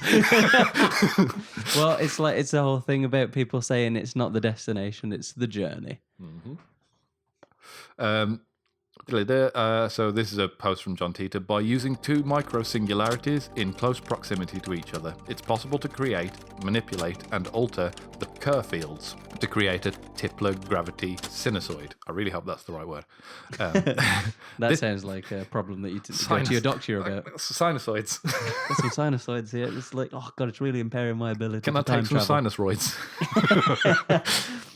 This field can be adjusted, rotated, and moved in order to simulate the movement of mass through a donut-shaped singularity. Okay. Now, does that ring a bell to you? That sounds a lot like the Infinity War. How did Tony Stark solve the problem of time travel? By He essentially Insert my answer here. He was looking for a particular shape. It was there's a proper word for it, but he was looking for essentially a donut shape point, something that wraps around on itself but creates a. Okay, yeah. Oh, so you can just go. So you can go. Oh, so you can go back on yourself. He was basically trying to like tie. How do you correlate going through time to this point without breaking things in between, kind of thing? It's yeah. You just sort of make it a closed loop, so that essentially, if you want to time travel successfully and come back to your original point in time, how do you do that? You create a closed loop. You create a paradox essentially to get yourself where you need to go.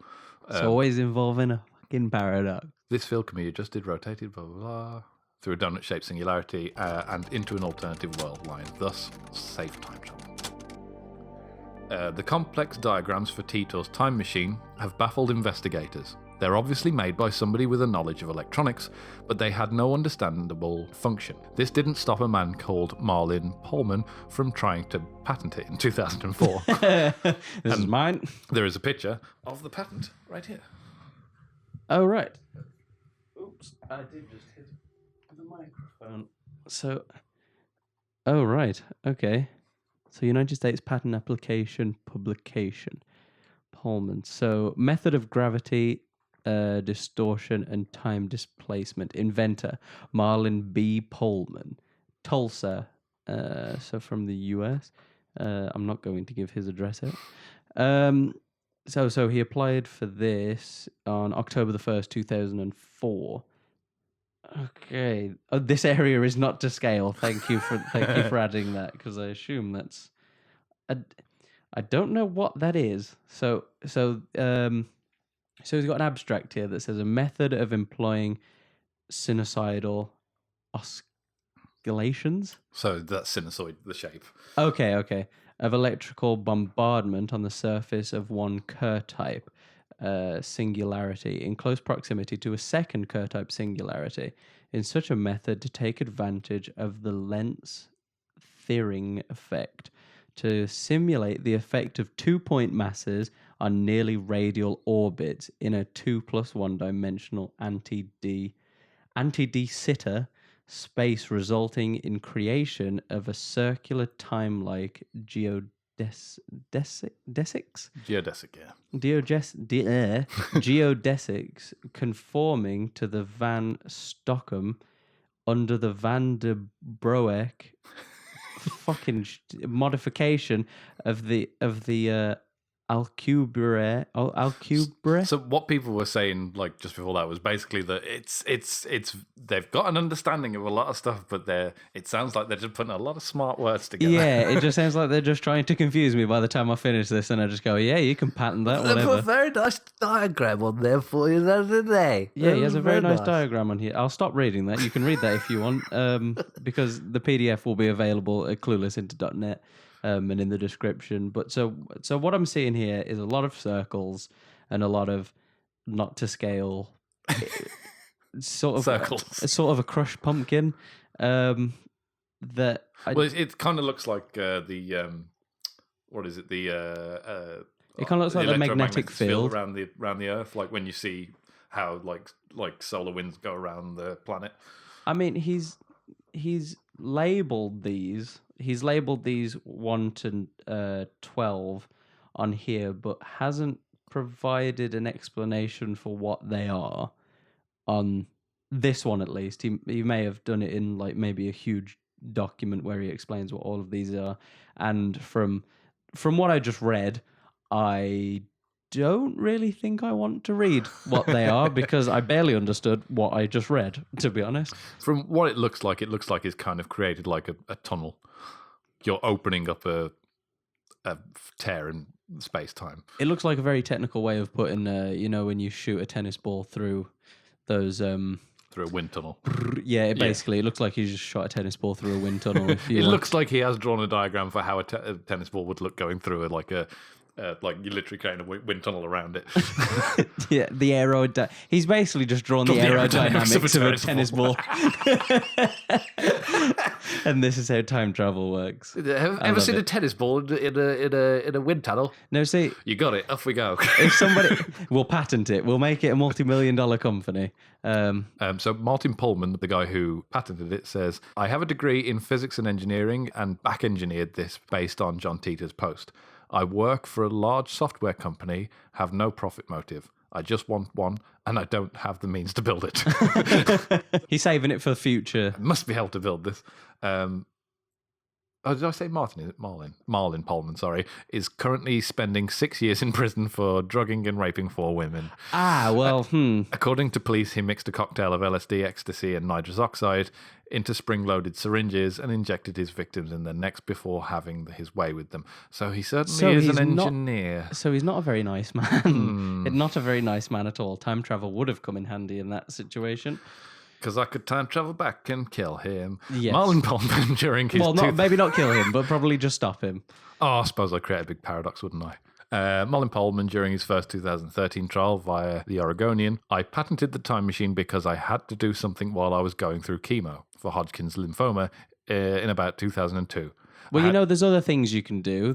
You could... He says, I had nothing better to do, but I think I made a mathematical error. Oh, so the tennis ball going through the wind tunnel was wrong this whole time. Maybe I shouldn't have drugged those people. Maybe, just maybe. Call me crazy. I think that's a horrible little joke he's making, as he didn't create time travel, so his mathematical error led him to raping women. Great. Yeah, okay, that defense will hold up in court, you fucking scumbag. Pullman eventually pled guilty in 2013 and was sentenced to 75 months in prison. Not enough. 75 months. How long is that? That is not a very long time for 3 people as well. And here's a picture of John Titor's purported military insignia. Oh, so this is now from what I'm seeing is that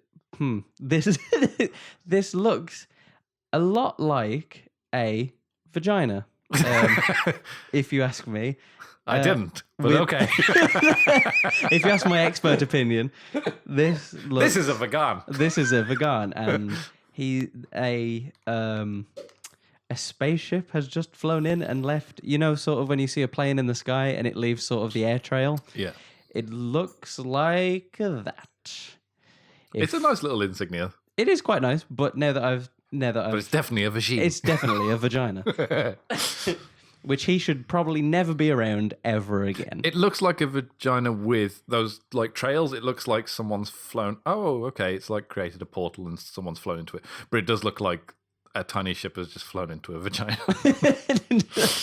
Somebody just has gone, I've come up with the perfect insignia. There's only one way to perfect time travel. We didn't ask you to perfect it. I mean, he tried and he went to prison. Oh. So, the computer. Titor's purpose in travelling back to the past was apparently to retrieve the IBM 5100, or 5100, sorry, one of the first portable computers. The 5100 hit the market in 1975, weighing in at 55 pounds, and sported an internal 5-inch CRT monitor. Oof. The top of the fucking line. Was there a picture? Oh, there is a picture. Oh, there is a picture? Oh, fuck yeah. So that's what he went to retrieve. Oh, yeah.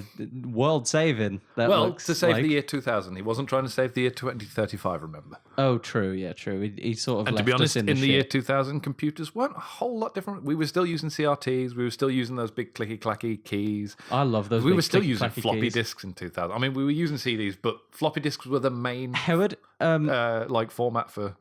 I hate to burst your and many travellers' bubbles, but I did see a headline. I didn't really look into it, unfortunately, as I don't. As his life. As I don't with many articles that I read.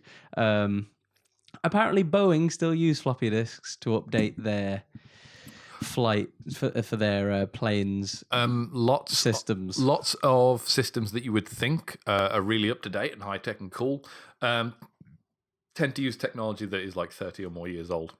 Because upgrading them would be, and we had that problem with all those like hospitals and things like that, where their versions of the computers went down because they were all still using XP. Yes. That even though they got held hostage, didn't they? Technically, essentially, yeah. But even though XP is like this was the problem at the time. Even though XP is still, or at least was then, still supported by Microsoft for businesses. There are specific updates just for security. They don't do anything else. That it's purely for security, so that these old systems can still keep running. Yeah. People just stopped downloading the updates because it's like, I've got to wait for the computer to do so they would just cancel the updates. That's where you get fucked over. And that's where they all got fucked over. So it's like, no, Microsoft is still providing you the tools to do it. You just got lazy and didn't want to pay people like a systems analyst to come in and update all your computers and stuff. Yeah. The whole problem is money. I sort of get that, the fact that in a hospital you wouldn't want to do it because it's going 24/7 and you're like, if I have to wait for this half an hour update, I might miss something, you know what I mean? But still, that's why you have specific times for analysts to come in and explain you why would do that's it in a wave. Fucking stupid. Well, you would do it in a wave as well. You would go through in a wave and just go, look, no one's going to be using this for the next statement. It's just You can Yeah. update it. You'd get systems Say- analysts to come in and explain to you why fucking Windows XP still has fucking security updates And that would have 20 years cost you after it launched. marginally less than what you would have Yeah. to pay to unlock it from the people that have Fix just all locked those it. problems. So yeah, there's a lot of computers that still use fucking punch cards and stupid shit. So yeah, next time you get on a Boeing plane, remember that the last update that it had was from a floppy disk. So, And a lot of the updates they put on top of that are just fucking facades they put over the top of it to make it look nice. yeah, and when buttons get replaced, all they do is just put some tape over them. So have fun with that. The cockpit isn't even real. It's just A figment of my imagination. It's just a load of pulleys and levers that people are doing, and you think it's high tech What as the fuck. It's just, oh god, you just lowered the wheels. I'll put them back up. Oh, pull that. Oh fuck, the rope just snapped. How are we gonna land now? So Oliver Williams, the John Titor archivist on the Moore Show on April 5th, 2012, said he claimed to be part of a military group whose job it was to go back to the year 1975 and get a small personal computer. It was actually one of the first portable computers made, and it was in Rochester, Minnesota. Charles Maltrop, in an Art Bell Foreign Post from January 31st, 2001, why would you want an IBM 5100? I can find them at auctions for next to nothing. I think they were the first 286 CPUs. Blistering speed. Why didn't you stop in this year and find one? Well, I have a good question for you. In the year 2036, do you still use the toilet paper to wipe your ass? So he asked a really good question and then asked a really shit question. No, we all use bidets. So John Titor, in response, said, the 5100 had a very simple and unique feature that IBM did not account for, and decided it was not in their best interest to advertise, which in hindsight was not very smart. The accidental feature was thus removed from any future desktop computers. In order to take advantage of this feature, the 5100 I have now required a couple of special tweaks that had to be done by one of the software engineers in 1975. At the time, yeah. Anyone who was familiar with this feature was told to keep their mouth shut about it.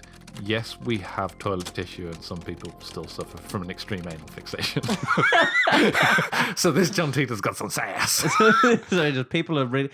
Anal is still in. Unfortunately, he hasn't been specific about this feature. I might Okay. need to look that up. So what I'm going to imagine is that it's just a feature that tells you put your finger assume- in it and it tells you when you're going to I die. assume it's some kind of architecture feature to do with dates, because that was the whole idea of what the issue would be with the computers in 2000. So maybe it was something to do with that. I'm not sure.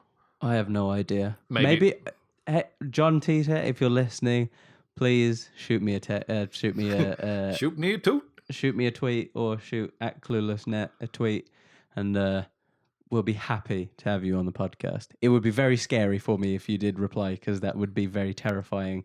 But I am willing to do a 1-to-1, actually a 1-to-2 interview, because Howard would probably be here. Unless he time travels and then leaves me.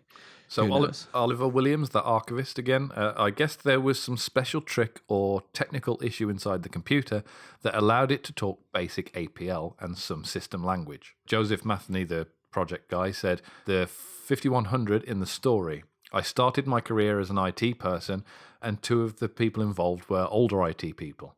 I didn't come up with it, but when I saw it proposed, I thought that it was so funny, we have to do that. So this Joseph Matheny guy, I really don't like, because he's just never specific. Like, he'll be like, oh, I'll give you more information on this because I know the backstory, but he never gives you any specific information. He just sort of, I'm in the He know, but I basically won't just tell says, you. yeah, that was my idea. Shut up. He's literally just someone who comes in afterwards and goes, you made this. I made this. Constantly, it's like, just shut up, Joseph.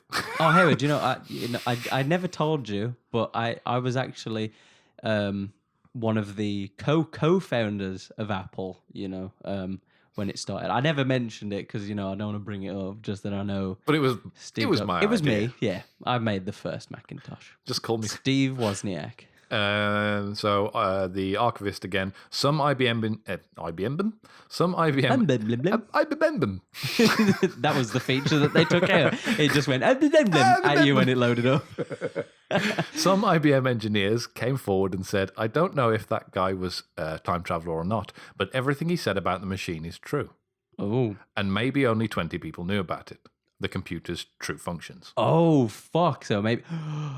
Oh, my gosh, John So for someone Titor. in the year 2000 to know that, they would either have to be someone who worked on the IBM in 1975, How does this guy know one about of the it? one of the 20 people who worked with it intimately, or somehow gain that knowledge from someone secondhand. But how does this guy know about the knowledge? How does this guy know that only 20 people know? That Oliver Williams, he's an archivist, so he went and spoke to some IBM engineers. Oh, okay, And right. He basically said some engineers have come forward and said, I don't know whether this time travel thing is true or not, it's all stupid, but what he's saying about the computer is true.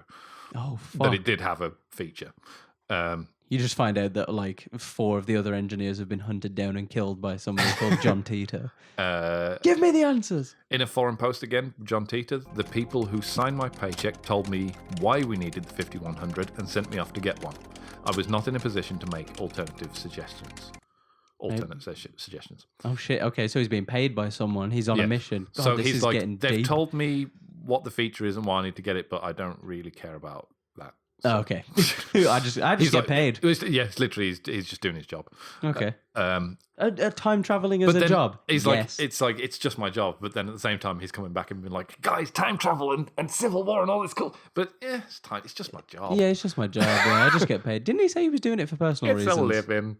Didn't he say he time traveled for personal reasons earlier? He said that he was staying in. So he went to 1975, then came back to 2000 for personal reasons. Not sure what they were. Oh, he did say that there was a job that was taking longer than usual, and he had got attached to people Yeah. on the job. Yeah, okay. No, I get it. Okay, so this is... Because he was waiting for he said he was waiting for an opening period to get to 2036. So maybe he Yeah. has to wait for some kind of cosmological like alignment of like the solar system. Maybe. I don't know. Jeez.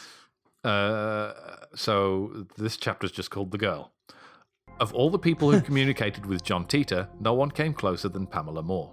She engaged in multiple chat conversations with the time traveller throughout the early 2000s. She sent him tit pics. Sent you pictures of my drawing of a time machine. Hope it turns you on. It's just 2 of those ones from the from that pattern, and it's just like, those are my bobbies. And here's my insignia. Wink. My Virginia. Pamela Moore. This is to Titor's scholar, Mike Sove. So someone thinks he's a scholar. Oh, now. he's a scholar in So Mike. we had an archivist who... John Titor. I'm fine with an archivist. He's not like trying to be grandiose. He's basically just saying, no, I just archive all the instances of John Titor. So I probably, if you want to know something about it, you can probably come He's to like me. the librarian of John Titor. And this guy's like, well, I'm the scholar. I know everything about John Titor. I am John Titor. Howard, did you know that I'm actually a professor of John Titor? I'm the mayor of John Titor. Well, I'm the president of John Titor. Oh. Well, I'm the super president of John Titor. So she said to Mike Thor, everyone thinks I started out asking John too many detailed questions when he came in 2000. What are you wearing? Why are you here? No, under that. But the truth was, I had a detailed dream of a time traveler in 1998. So you had a dream. Ooh, yeah. So you imagined it. And in 1998, when you were probably listening to the Art Bell show and listened to the bit about the facts And fell asleep. and fell asleep and then And dreamed about it. John Titor. So before Titor disappeared in March 2001, he shared with her a secret song that she could use to identify any imposters. The identification of the song It's a 6ix9ine song. has been an obsession with researchers. Well, he shared it with her in 2001, so... Yeah, so it's a of course he's a time traveler. Yeah, so it's a 6ix9ine song. Oh, He's like, it could be anything. This song will be very popular in the year 2009, and it's just a Post Malone song or something. 2009, 2019, I meant to say. Pamela Moore in an email to John Rasmus, the guy from before, in April 2009. I honestly think that only John himself knew it. Perhaps whoever he was, he never told anyone else. He told me in a chat, not in an email. If John ever decides to come forth, I will have the info to confirm it was the same John who posted as John Titor in 2001. Oh, so we'll say, here's this song that I wrote. It has to be, yeah. So she's the only, according to her, she's the only person who can identify the original John Titor. Cause I'm a time traveler, I came from the future, 2036. I am going back to get a computer from 1975. And I'm gonna save the world. Y2K will never happen, and no one will know my name, cause I'm just a space hero. Space hero! Space hero! Space hero! I'm sending you this song, Pamela, not Anderson, the other one. A few moments later. So John Rasmus, Pamela Moore is an individual that immediately believed in it, started private messaging John Titor on the Art Bell forums, and we all know, proof-wise, is that John Titor's lawyers mailed her a copy of John Titor's book. Space lawyers. And they signed it. So John Titor wrote a book. So John Titor wrote a book about what? And he had lawyers. What is happening? He had space-time lawyers. We're We're suing you in the year 1975. We know you're not born yet, but you'll fucking receive it. Get you. What is happening? Pamela Moore in an email to John Rasmus in April 2009. April? Oh my God, it's all coming full together. circle. I really don't know who sent me the book. At the end was a song written, but it was not the secret song. Oh. And it was not signed by anyone. So the John Titor book sounds like someone who's gone, this is an interesting story, I'm going to write a book about it. Oh, Jesus Christ. If the song would have been the same. Imagine it's just, the song is literally completely the same, but he just misspells a name wrong and she goes, oh, it's not the same song. Well, you can always pen a book under an alternate title. It's been something that authors do for years, so it could have been any author that just went, it was written by John Titor. Well, it's like Howard. I know I'd never really bring it up, but I did actually write the Harry Potter trilogy in my spare time. You know, and I just for the record, I do not run the Where J.K. do you think Rowling you got Twitter. the idea for Harry? Potter? For Harry Potthead. Where did you? That's me. Oh, and also, I co-wrote the Game of Thrones series, But I'm taking a break to do this podcast to wash George R.R. Martin's back. Yeah, it takes a while. John Rasmus, I think they were giving her that book as a thank you for perpetuating the story.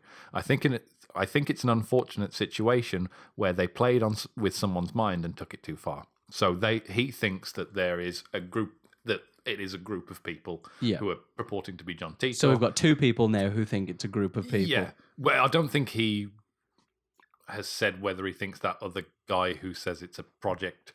because the other guy who says it's a project... Said he was involved with it. Says he was involved with it, and it's like a little organisation, so maybe they do have lawyers. So maybe that other guy who was like, I did this, maybe he did do this. Maybe he is John Titor. So... Pamela Moore to John Titor's scholar, Mike Solve, again. So this is the guy who's just big brain. Big brain moment. He's got wrinkle brain. He's not smooth brain. In January 2017, so this is very recent, the latest package I received had several things in it. A letter from Kay, John Titor's mother. Okay, oh fucking hell, so now we've got a mother involved. Fuck me, how many side characters are we getting in this?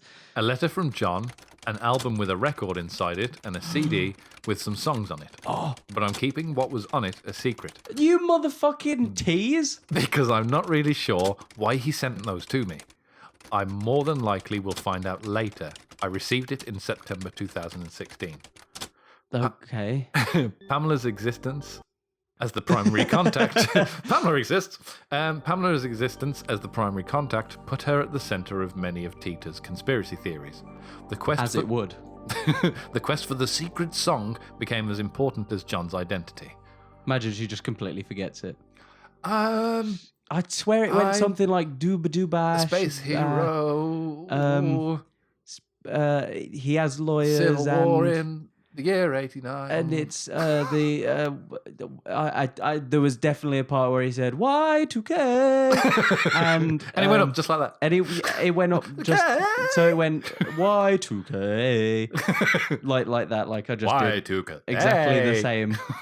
I did it exactly the same both times. Just look at the sine waves. Just so yeah, Y2K space man, and you just use Shazam or something on my voice, and you'll get it. You'll get it. Can you leave me alone? Goodbye, Moon Man. Ground control. to Major Man John. Oh. Oh my God. We completely changed the song. We changed the name and it fit our narrative. It must be true. Sam Switch in 13's the right shambles. in a paranormalis.com forum post from November 27th, 2011. Okay. Pam is sweet and kind. Normally, I do not speak of her out of respect. No one gives her For any the dead. privacy. I killed her. I am John Tito. No one gives her any privacy. People keep forcing her into the threads, which is hard to keep silent over. She's a very brave girl who has endured way too much. I don't know her in person, but I feel compelled to do my part in protecting her on whatever level, because I'm a white knight. Because of my participation in discussing John Titor, some people will never get it. Yeah, you sound like you're white knighting. You simp. No, I'm just She sounds like she's got her head screwed on, even if she has been pulled through the ringer by some guy pretending to be John Titor or whatever. I was about to say, just because he's shared a fucking song with her. Get over yourselves. Someone sounds a little jealous. Unless she's alive and wants to come on the podcast and sing it for us, Howard can do the ukulele. I will do background noises. So just to give you a little demo of what I can do. Spaceman. Wow. Feel free to get in touch, Sony Music, if you're interested.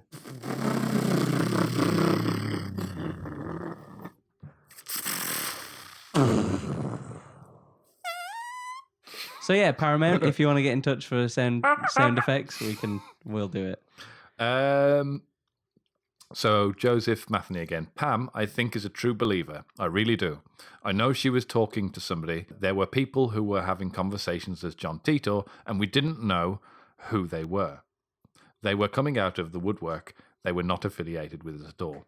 So that's the guy who... How do you know they're not affiliated? Well, he's though? the guy who says it's a project. Okay. That he works on. So he's like, these aren't the people I work with. Who are the people you work with? I'm not going to tell you. Fucking...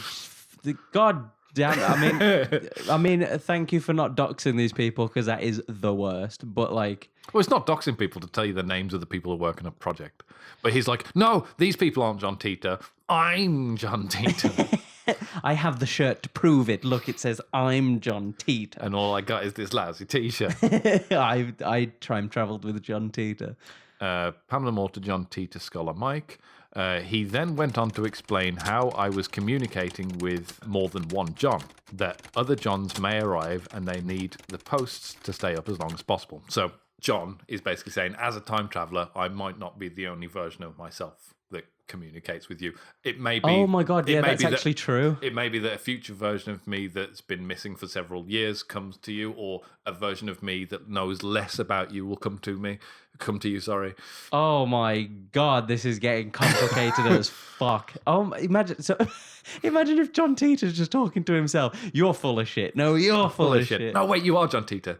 And so am I. We're all John Titor. Let's kiss. Somehow. So, well, it said you can't shake your hands or you'll melt. What does it say about kissing? Can they kiss? Myself. Yeah, like...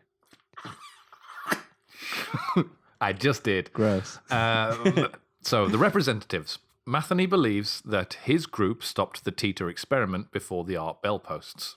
So he says it was something we did in the 1998 faxes, and then that was it. Yeah, okay. Whoever posted on the internet wasn't John Titor. Okay, so it was like, okay, so we've got fax Titor, we've got the Internet Titor. Well, we've got mail Titor, who's been mailing things to. Yeah. We've got mail Titor, so we've got physical, we've got fax, we've got forum, we've got all the Fs in the book. What was the forum that he first posted on, the Time Travelers University? Time Travel... Yeah, the Time Travel Institute. The Time Travel Institute. So we've got that Titor. We've got the Fax Titor, the Time Travelers Institute Titor. We've got this forum Titor. We've got the mail Titor. I'm waiting for the fifth one, and then we can finally do the Infinity Gauntlet of Titors. The Titor Gauntlet. Yes. The Tauntlet. The toilet.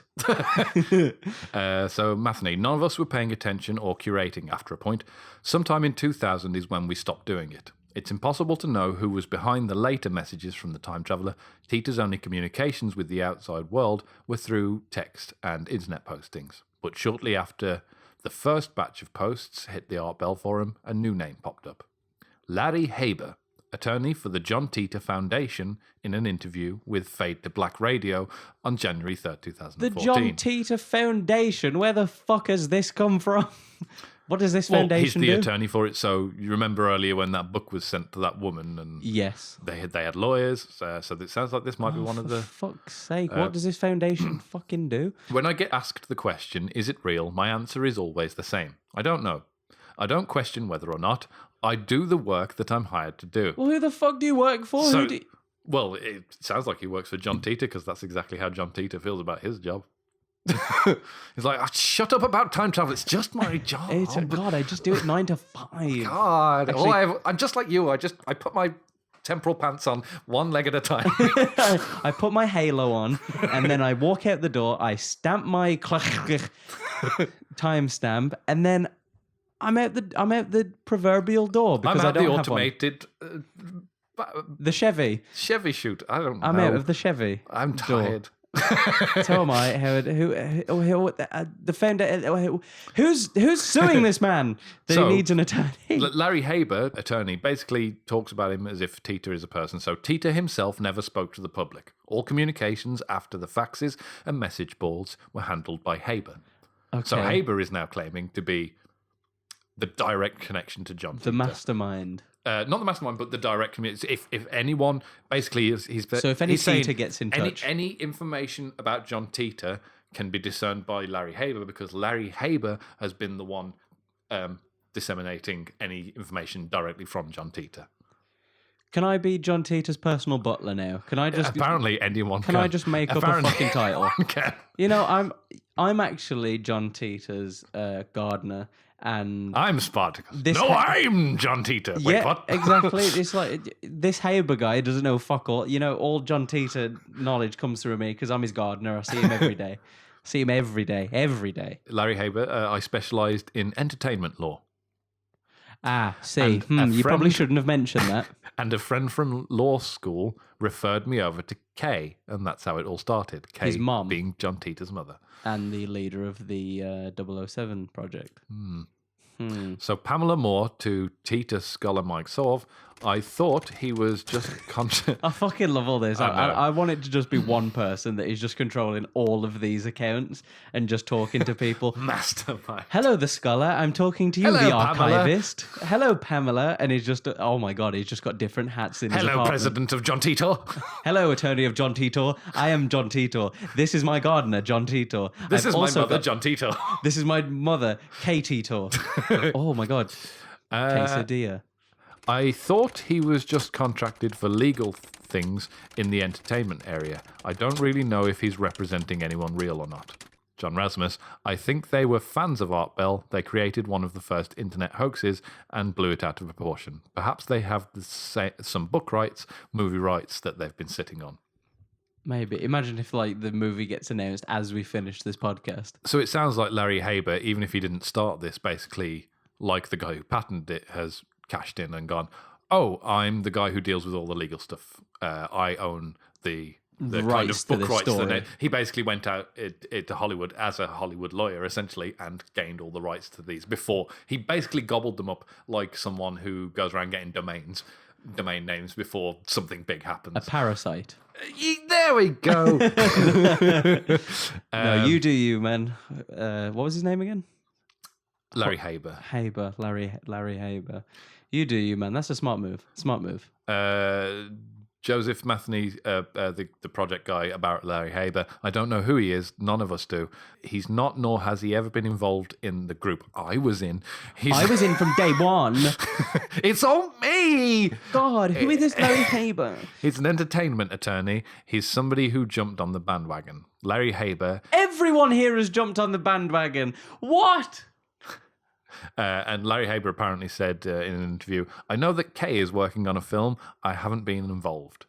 Oh, right. So Kay is his mom? Is Kay's mom? Where did she come from again? And why is she Kay? Started talking to what's-her-face, and somehow she got in contact with Yeah. Why is a mom in this timeline? Wouldn't we take her to a better timeline? Like this is a bit shit. Like I'm going to skip past this because this is basically now the rest of. I'm going to skip past the rest of the representation stuff because it's all just people talking about who's got the rights to this, who's releasing a film, who's doing that. It's basically just boring Hollywood stuff. it's just tit for tat. And most Hollywood stuff is boring. Except from Transformers, like the parts where the robots go brrr is my favorite part. Because frankly, I don't really look into Hollywood news outside of film come out now. Oh, film friend. I've got a film friend who's not Weinstein. I'm not going to a film with you. Oh, Fuck you. fucking film friend. So the conspiracy. There is a conspiracy. Oh, fucking hell. Now we're only getting into the conspiracy. With Matheney's original group out of the picture, which he said they did in 2000, they left, anybody could claim to be John Titor. And they did. I'm John Titor. Richard O'Connor, coast-to-coast listener.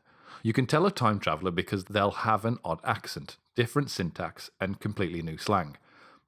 That is quite credible. Do you remember that Red Dead Redemption story I told you about the time traveller? Oh, and yeah. He's using language from like the 40s and John's like, what? What? Shut up! So John Titor in an Art Bell forum post. Perhaps it would be better if you just considered me a fraud. I really don't. Okay. I really don't have a problem with that. If that were the case, could we then have a discussion that you were comfortable with? Is he saying John this Titor to trying John to make Titor? friends, apparently. I'm really lonely in the. It's all right, fine. Just pretend. Just ignore the fact that I'm time traveller. How are you? How has your day been? What day is this? Joseph Matheney. I got really harshly attacked by some of the true believer people. People were going to my LinkedIn page and calling the people that I worked for. It was pretty heinous harassment. So I just backed off the whole thing.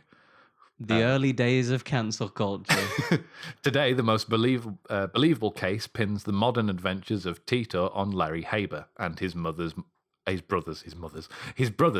mother. Maury, Arthur, and John Richard. Oh, for fuck's sake. So now we got all these people as well. Who conspired to create a fictional time traveller and then just couldn't let the story die. So Mahaney is saying it was me and the group who sent the faxes in 1998. Yes. We stopped in 2000, and he's now saying, as the person who claims to be the original John Titor, he's saying it's probably Larry Haber because of the amount of effort he's put into the Hollywood side of it, trying to get like rights. And he's clearly trying to make a book. So he's probably the person who started the 2000.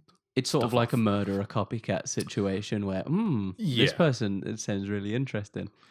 John Rasmus in a 2006 video. I found a P.O. box registered to John R. Haber, but I think Richard is just the fall guy, recruiting to keep the heat off Maury.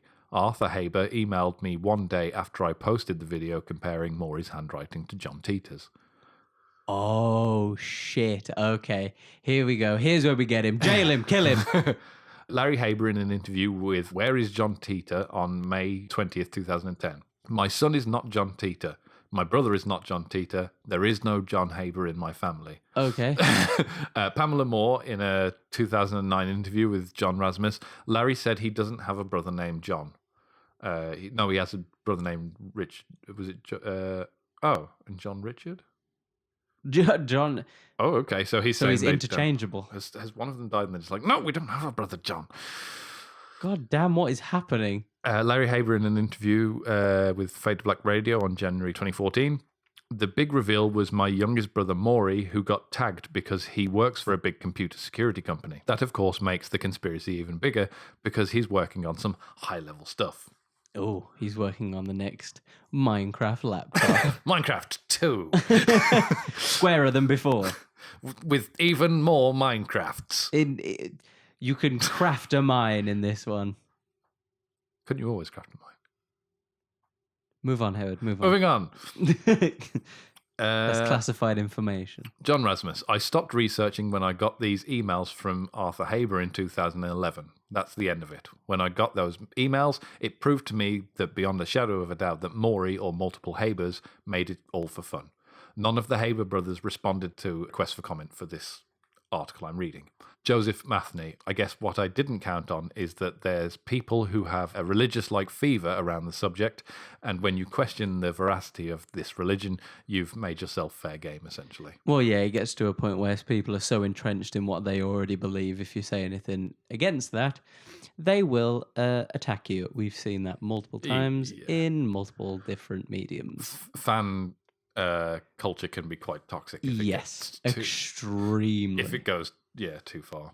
Extremely toxic. Like, I would not want to go up against any fan base of anything because some people can be destructive is probably the best word I can use. So, the clone.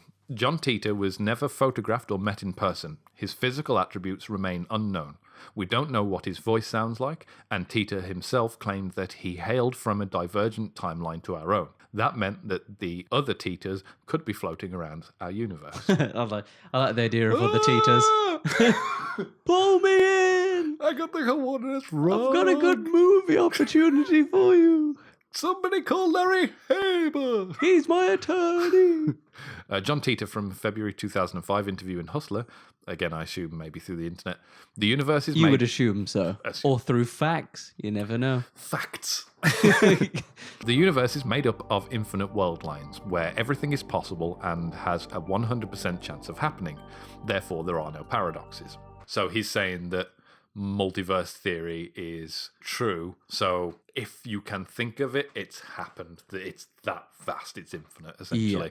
Yeah. So you can't create a paradox because that paradox becomes a universe. As soon as you come to a crossroads, it makes a new even though that universe you could call, well, it's a paradox. You created something that wouldn't have been created unless you made that divergent decision. Yeah. So technically, there's your paradox. All that the multiverse has done has stored it in a little universe to make sure it's not a paradox. Like the Futurama episode with all the boxes, with all the multiple universes. The idea is that whenever you make a decision, it opens up a new pocket universe, and essentially, what the multiverse is actually a kind of mesh of, when they talk about space-time, you don't separate those two terms. It's not space and time. Space-time is one thing. The idea of the multiverse is a bit like that. So it's, again, a mesh, but it's a mesh of space-time, probability, potential. Yeah. And all of that can kind of be wrapped in causality, essentially. So like it's almost like the multiverse is a vast plane of potential causality, essentially. And that every single corner of that potential has been explored by this multiverse, and it does that by consciousness moving through it in different ways. Our version tends to be that it travels across a three-dimensional universe, across a single arrow, a pathway of time. But if you look into it deeper, then it's like, okay, now the decisions you make branch off into potential universes, and every time you make that branch, you have to then create the branches of all the potential outcomes of that decision. Yeah. And then from that branches out, that branch, those are branches, every branch branches out, and it branches everywhere. Yeah, and it creates this just mesh of essentially everything. And that's why they call it a family tree. So Pamela Moore in an above top secret forum post from August 4th, 2009, you would not believe how many people write to me and tell me they are John. Everyone seems to want to be John, or they will post on a forum and say they are John. Somebody just saying, I'm John Tattos. No, I'm John. I'm John Tators. Seacos. Cannot see your boobies. Here's a picture of my wiener. It's a future wiener. Oh. Which is why there's two. John Titor in an Art Bell forum post from January 30th, 2001. As far as the future goes, your world line is about 2.5% different from mine, a roughly cumulative measurement based on my arrival in 1975. As far as I can tell, right now, you are headed towards the same events I would call my history in 2006. So this is what I was saying. What he was saying 2004 is maybe actually closer to 2020.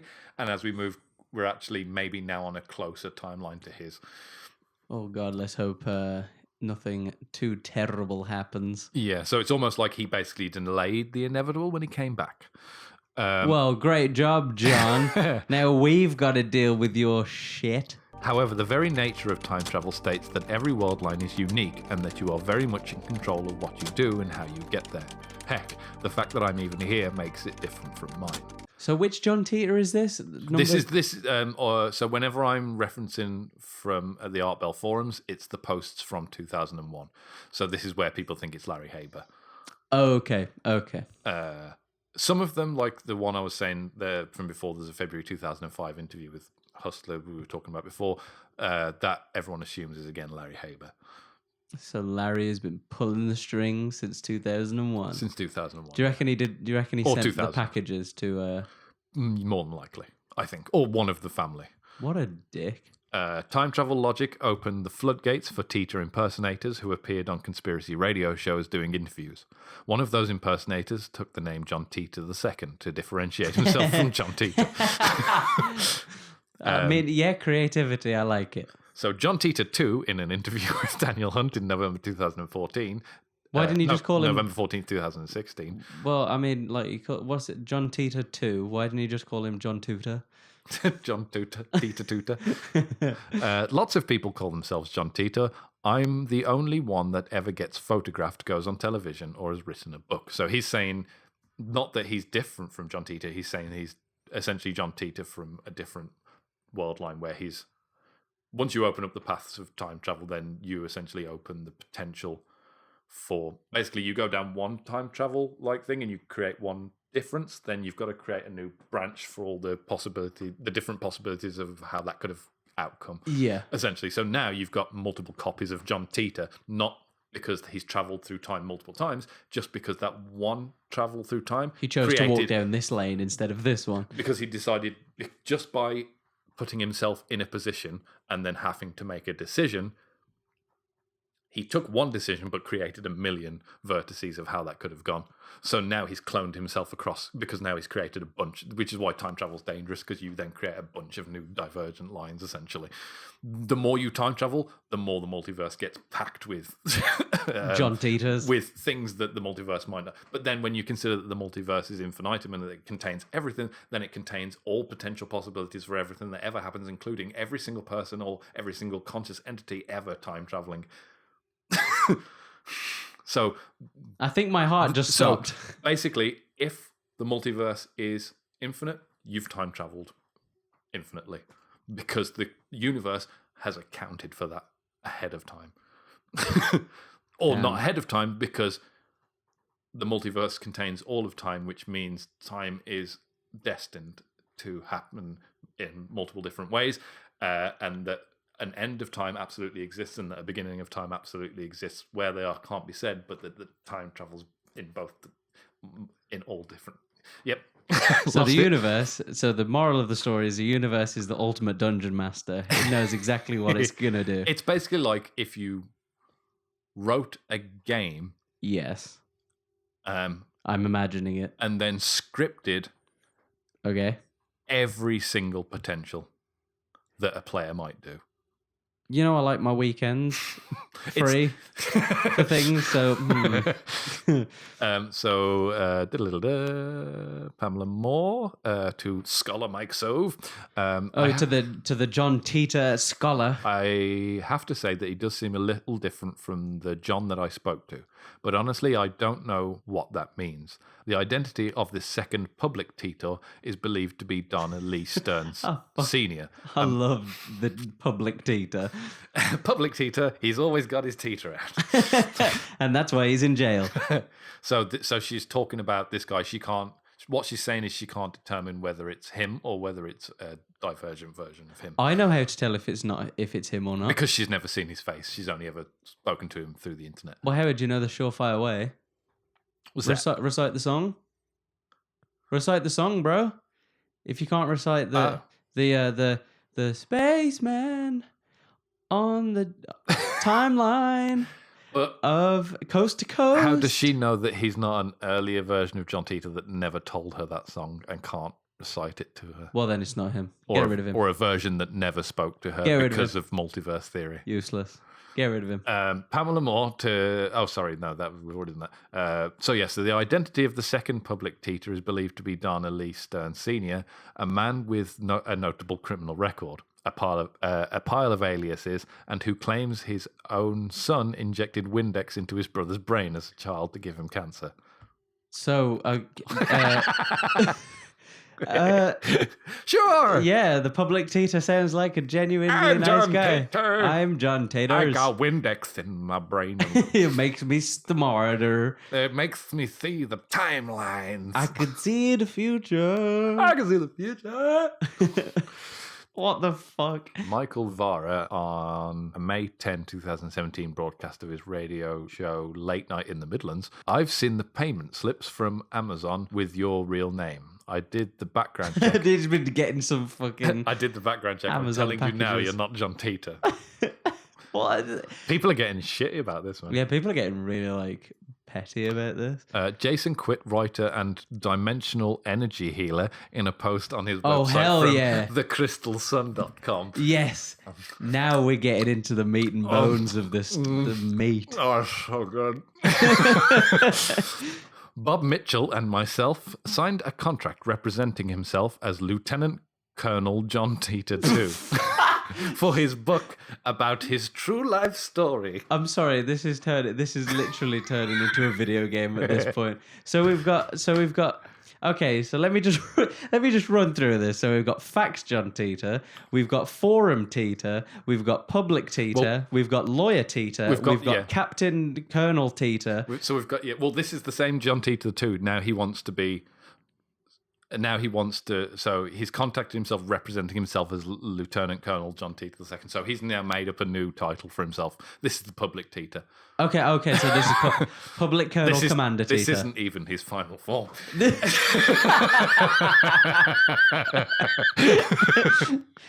He just comes back 3 weeks later and he goes, "I'm President Titor." Titor now. What on earth? So he's come forward to this healer guy. He's for a book about his true life story. The contract stated John Titor agrees to provide his life story to the authors in as honest and open fashion as possible in order to tell his true story. How long is this book gonna fucking be? Hope it's as long as this. Hopefully not. In December 2016, John Titor's true identity, Dana Lee Stern Sr., was exposed via YouTube. When his true identity was confirmed, he was Philip DeFranco outed him. He was blacklisted from popular media and book sales. His book sales dropped to nothing. Due to Dana's because of him, he's been blocked. I mean, it's not really and he's hard not to John imagine. Titor. Yeah, He's a colonel. How do you know that Dana Lee Stern Sr. isn't John Titor? Yeah, From the past, never mind. from the future. So his book sales dropped to nothing due to Donna's misrepresentation and fraud. The book contract and book sales were dissolved. Contracts must be signed by your legal given name. Why would you make a fucking book now? So he probably made a fair whack of money, but because he wanted to be called Lieutenant Colonel John Titor II, he lost all of that money. You idiot. John Titor II, in a post on his blog, John Titor II is more than a pseudonym. I lived that life. Sure. Yeah, I lived you that time life. traveled. You time traveled right to the fucking loony bin. What Jason- is going on? Jason Quitt, becoming aware of my legal name decided he now had legal grounds not to pay me at all. My attorneys are collecting documentation and preparing for a lawsuit. Oh yes. Do they live stream lawsuits in America? It depends on whether the judge thinks it's worthy of being televised. Oh, actually, well, we probably won't be able to watch it because it'll probably be held in the future. So, Oh, yeah. you know, Or the past. or you know, with both. time travel, we can hold it wherever we want. Just both, yeah, Or whenever. or whoever, Or however. or yes, ever. So Jason Quitt, in a post to his website on thecrystalsun.com, so this is the guy who won't give Dana the money, Dana turned to harassment and threats against us unless we paid him a total extortion amount of 30,000 USD. There was no basis for any monies to be paid out since there were negligible profits from the book he referenced. How could this happen to me? I made my mistakes. Burn. So you have to pay me for the money that I lost. You pay me and I'll give you some money. I'll give you some debt. That's That's how the banks work. That's how money works, right? Yeah. I'll give you minus money. I'll give you some money, and you give me More money. double back. Because I owe to the IRS, and you're John Titor too now. Oh, Brands along him. with all of his debt, run away. This has been ongoing since December 2016. We have retained counsel and are currently in contact with the FBI concerning this numerous violations of US federal law because of basically creating a false identity. If he had gone, It's illegal. If he had gone to a courthouse and had his name changed to the Colonel John Titor, all of this would be fine and legal. Literally, it would all be fine. Can you get your name legally changed to a colonel? You get it legally changed to whatever the fuck you want, I think, as far as I'm aware. Cool. You can't take up that rank, so you would still be Mr. Captain Colonel. Yes, you would still be Mr. at the beginning. You wouldn't be able to put that as your rank. Captain Colonel Mr. Yeah, no. Okay, yeah. But there's no reason why you couldn't have the name Colonel. Huh. Hello, I'm Colonel Alex. So this is the true farewell. Titor's last public message was posted on the Art Bell forums on March 24th, 2001. So this is the last time that, other than like speculation and maybe interviews with Larry Haber or whatever, this is where the original story ended. Yeah. Where it's now barrel rolled into a shitstorm. Oh, it's kind of sad actually that we've come to the end. I'm going to miss Titor, all the Titors. I'm going to miss this one in particular because this one is the guy who wrote all the really interesting stuff, and the one who was like, you don't need to be a time traveler to change the world kind of thing. And this is the one who I kind of grew attached to reading through his posts. I'm going to get that tattooed on me. You don't have to be a time traveler to change the world. To change the future. But I'm going to have it spelt wrong, so it's just like I have to go back in time to change it. But obviously I can't because time travel isn't real. I assume this is after his mission back from 1975, so he's leaving. He went to the year 2000 and I assume lived here for a year. This is all I know. I know this is all a story, but lived here for a year, and in March 24th, 2001, I assume found his portal to back. 2036. Yeah. So he just went, oh, fucking hell, this is a shithole, and just went back. Good luck with 2020! I will be leaving this world line shortly, and this will be my final post. I'm getting kind of misty-eyed here. There are only a handful of people who will know exactly when I will be leaving, and I'm sure that they will let you know when I'm gone. Oh, this really does sound like a movie thing. This is. I'm imagining this as a big emotional moment. I really like this simple storyline before it all got fucking blown into. Before Larry and everyone else got involved. Before multiverse theory and multiple timeline versions of John Titor, I really like the simple idea of a guy from 2036. His first mission is to go back in time and ensure that Y2K doesn't happen, essentially. And the only way to do it is to actually travel further back. Get this, the whole original story is quite cool. It is, and it does sound like a good movie premise. Yeah. Damn it, Larry, you smart motherfucker. Would then have a million awful sequels where there's a billion different John Titors and different... It's just one's Bruce Willis for some reason. I'm Janitor Titor. I clean the time halls. I'm Windex Titor. You don't want to know who I am. I put Windex in your brain. That's my job. In the last few days, I have found your choice of topics quite interesting and from an objective viewpoint. My children gather round.